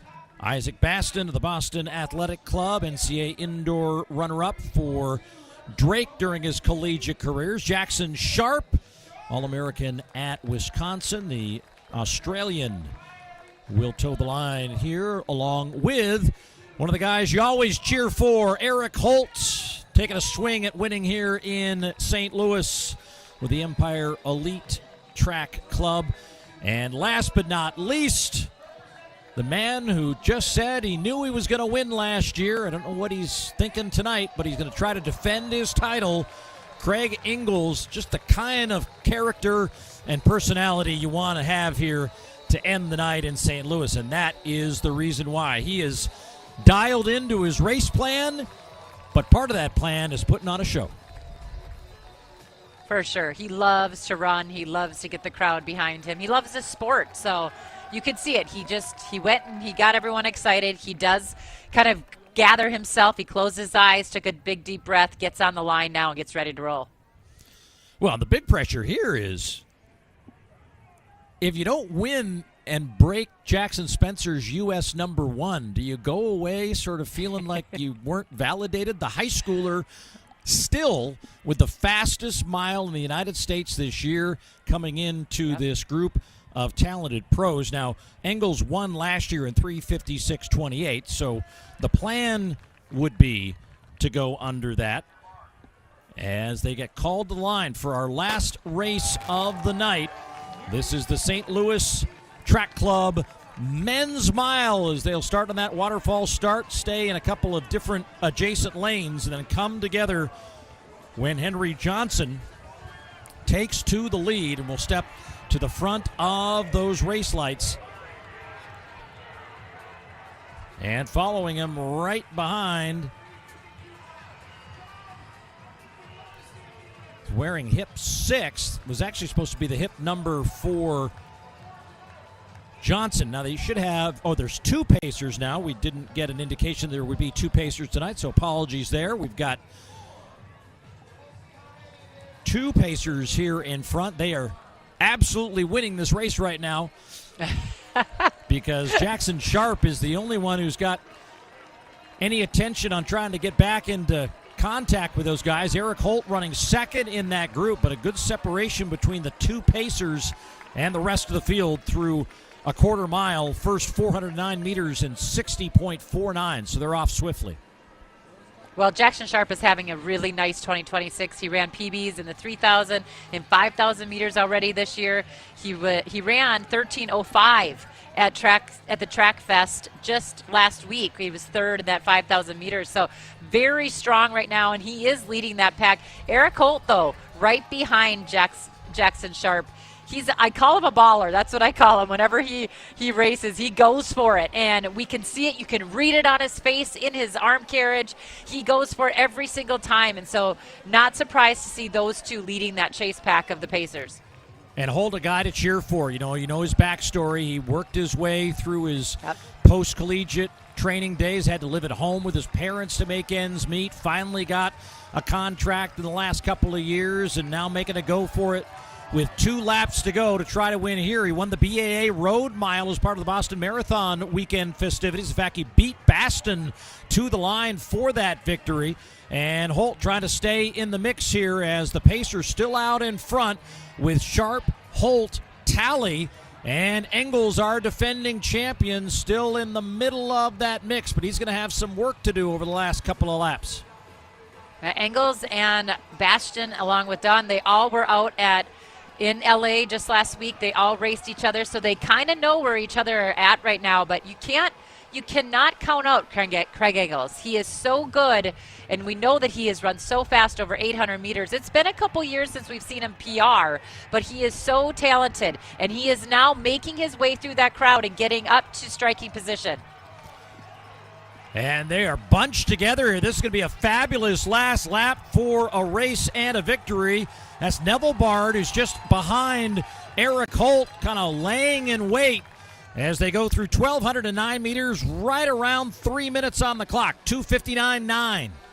Neville Bard there in all black. He is a 3:53 guy. He always is in the conversation. He knows how to race well. But look at Eric Holt there in second. He just wants to go. As Holt now moves into the advantage, Baston trying to close the gap as he steps back into 4th position. Neville Bard in second, waiting to attack Holt. And here he comes on the high side, but so too is Baston. Craig Engels back in 4th, but he's got traffic in front of him. He's going to have to go wide. Here he comes to the high side, the defending champion. Getting a push, though, from Jack Krull. What a finish. Baston's going to take the victory as 6 guys come across the line within a few strides. What a great way to wrap up the night in St. Louis. Baston of the BAA, 3:57.01 as he takes the victory in this final race of the night. And with Jackson Spencer running 3:57.24, congratulations to the pro. Isaac Baston, you are now the fastest miler in the U.S. in 2026, but it took this kind of effort to get there. Smart for him to move out in the outside there on the backstretch. Then he sort of just kind of reeled them in one by one until he moved wide. Look at him, just kind of throwing his head around a little bit there. Not necessarily looking for people, but digging for every ounce that he has. He's had a really nice year this year, but this right here, this win is a big one for him, and I know he's going to go home really pleased with his effort. As you look at it again, not only this race in front was impressive. We got 10 guys under 4, 6 guys under 3:58, which is that cascade that you see right there. Baston, Neville Bard, Krull, Englens, Copland, and Holt, all under 3:58. Neville Bard now equal to U.S. as I think he tied Jackson Spencer's time to the 100th. Just, again, puts in great context what we saw in that performance in the race before by the high schooler. But Isaac Baston, a big boost to his early summer racing schedule as he comes away as the winner. And the pride of the BAA. Another guy who went to Drake University, and guess he's comfortable in that blue. Guess where he's from? Guess where he grew up? Mm-hmm. Say it, Paul. A state near the Dakotas. He's from Minnesota, don't you know?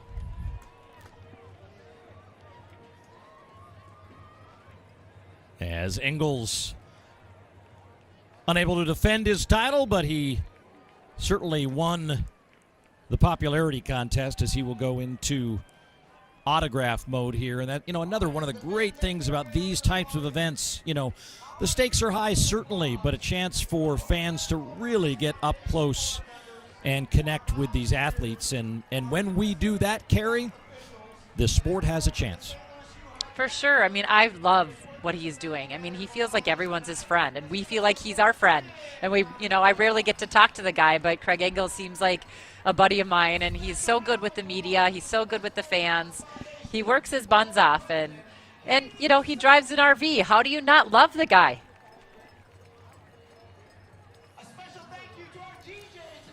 So Baston will get the privilege of the award ceremony here upcoming, and then we will put a wrap on this Festival of Miles for 2026. Jack Kroll processing that race with Baston, and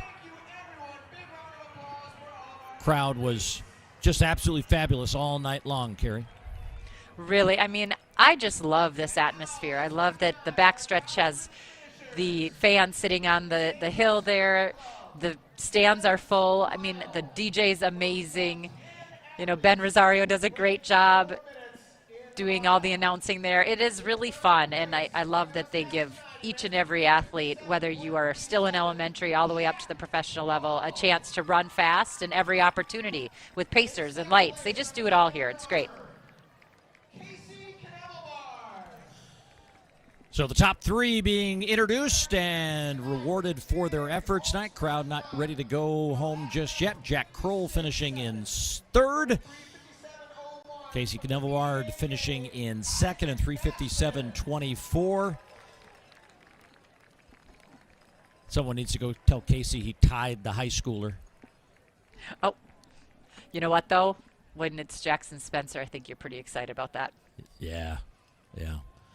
And Isaac Baston taking the win on this final race of the night, the St. Louis Track Club Men's Mile, 3:57.01, new U.S. #1 for now, with plenty of miles to come. But these miles are special, and a perfect way and a competitive way to cap a wonderful night in St. Louis.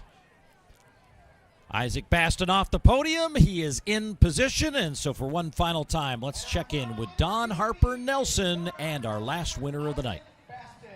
Isaac Baston, you know the legacy of this final mile here, the St. Louis Track Club. You were in a race for your life, but you said that last 100 was all yours. Tell us about it. Well, I knew, I heard that it was going to be paced for 3:52, and I was thinking, oh no, that's not my style of running, so I purposely got out front and tried to slow it down a little bit, and it kind of worked out perfectly. And then as soon as I saw it was a 4-minute race, 3:57 race, I was like, this is my stuff. So took care of it. And I'm just so grateful to God, grateful for my coach, grateful for my family and my wife for supporting me, and just amazing. I think that was beautifully said. Your champion, Isaac Baston, with the kick to wrap up the evening. I just think that's amazing. I love that he gives his love to his wife, but also just the whole entire night was so fun, Paul. And I mean, I have to say Jackson Spencer and Ellery Lincoln were probably two of my favorites to see these high schoolers really go after it, and also to give so much credit to everyone around them. I think that really just shows that this sport is classy, and we see it time and time again, but it's starting at a young age, and it was really fun. Well, for me, just the atmosphere is something special, and they've really caught something in the bottle here, and love being a part of it each and every year on a day that St. Louis was also awarded the opportunity to host the Olympic Marathon Trials in 2028. That'll come your way in March of that year. Certainly shows why this is as vibrant a running city and a supportive of running city as you'll find anywhere in America. A lot to digest after a day of celebration, but one more chance to talk about one of the big reasons we all enjoy this event, which is the support of the Festival of Miles Foundation and their Athletes in Need program. This QR code, a way that you can show your financial support to our two deserving athletes in need this year, Maeve Long and Quincy Rainey. We talked a little bit about their story earlier in this show. Over $200,000 has been raised since 2008, and if you've enjoyed or put up with Carrie and I all night long, maybe throw some support their way, because they absolutely deserve it.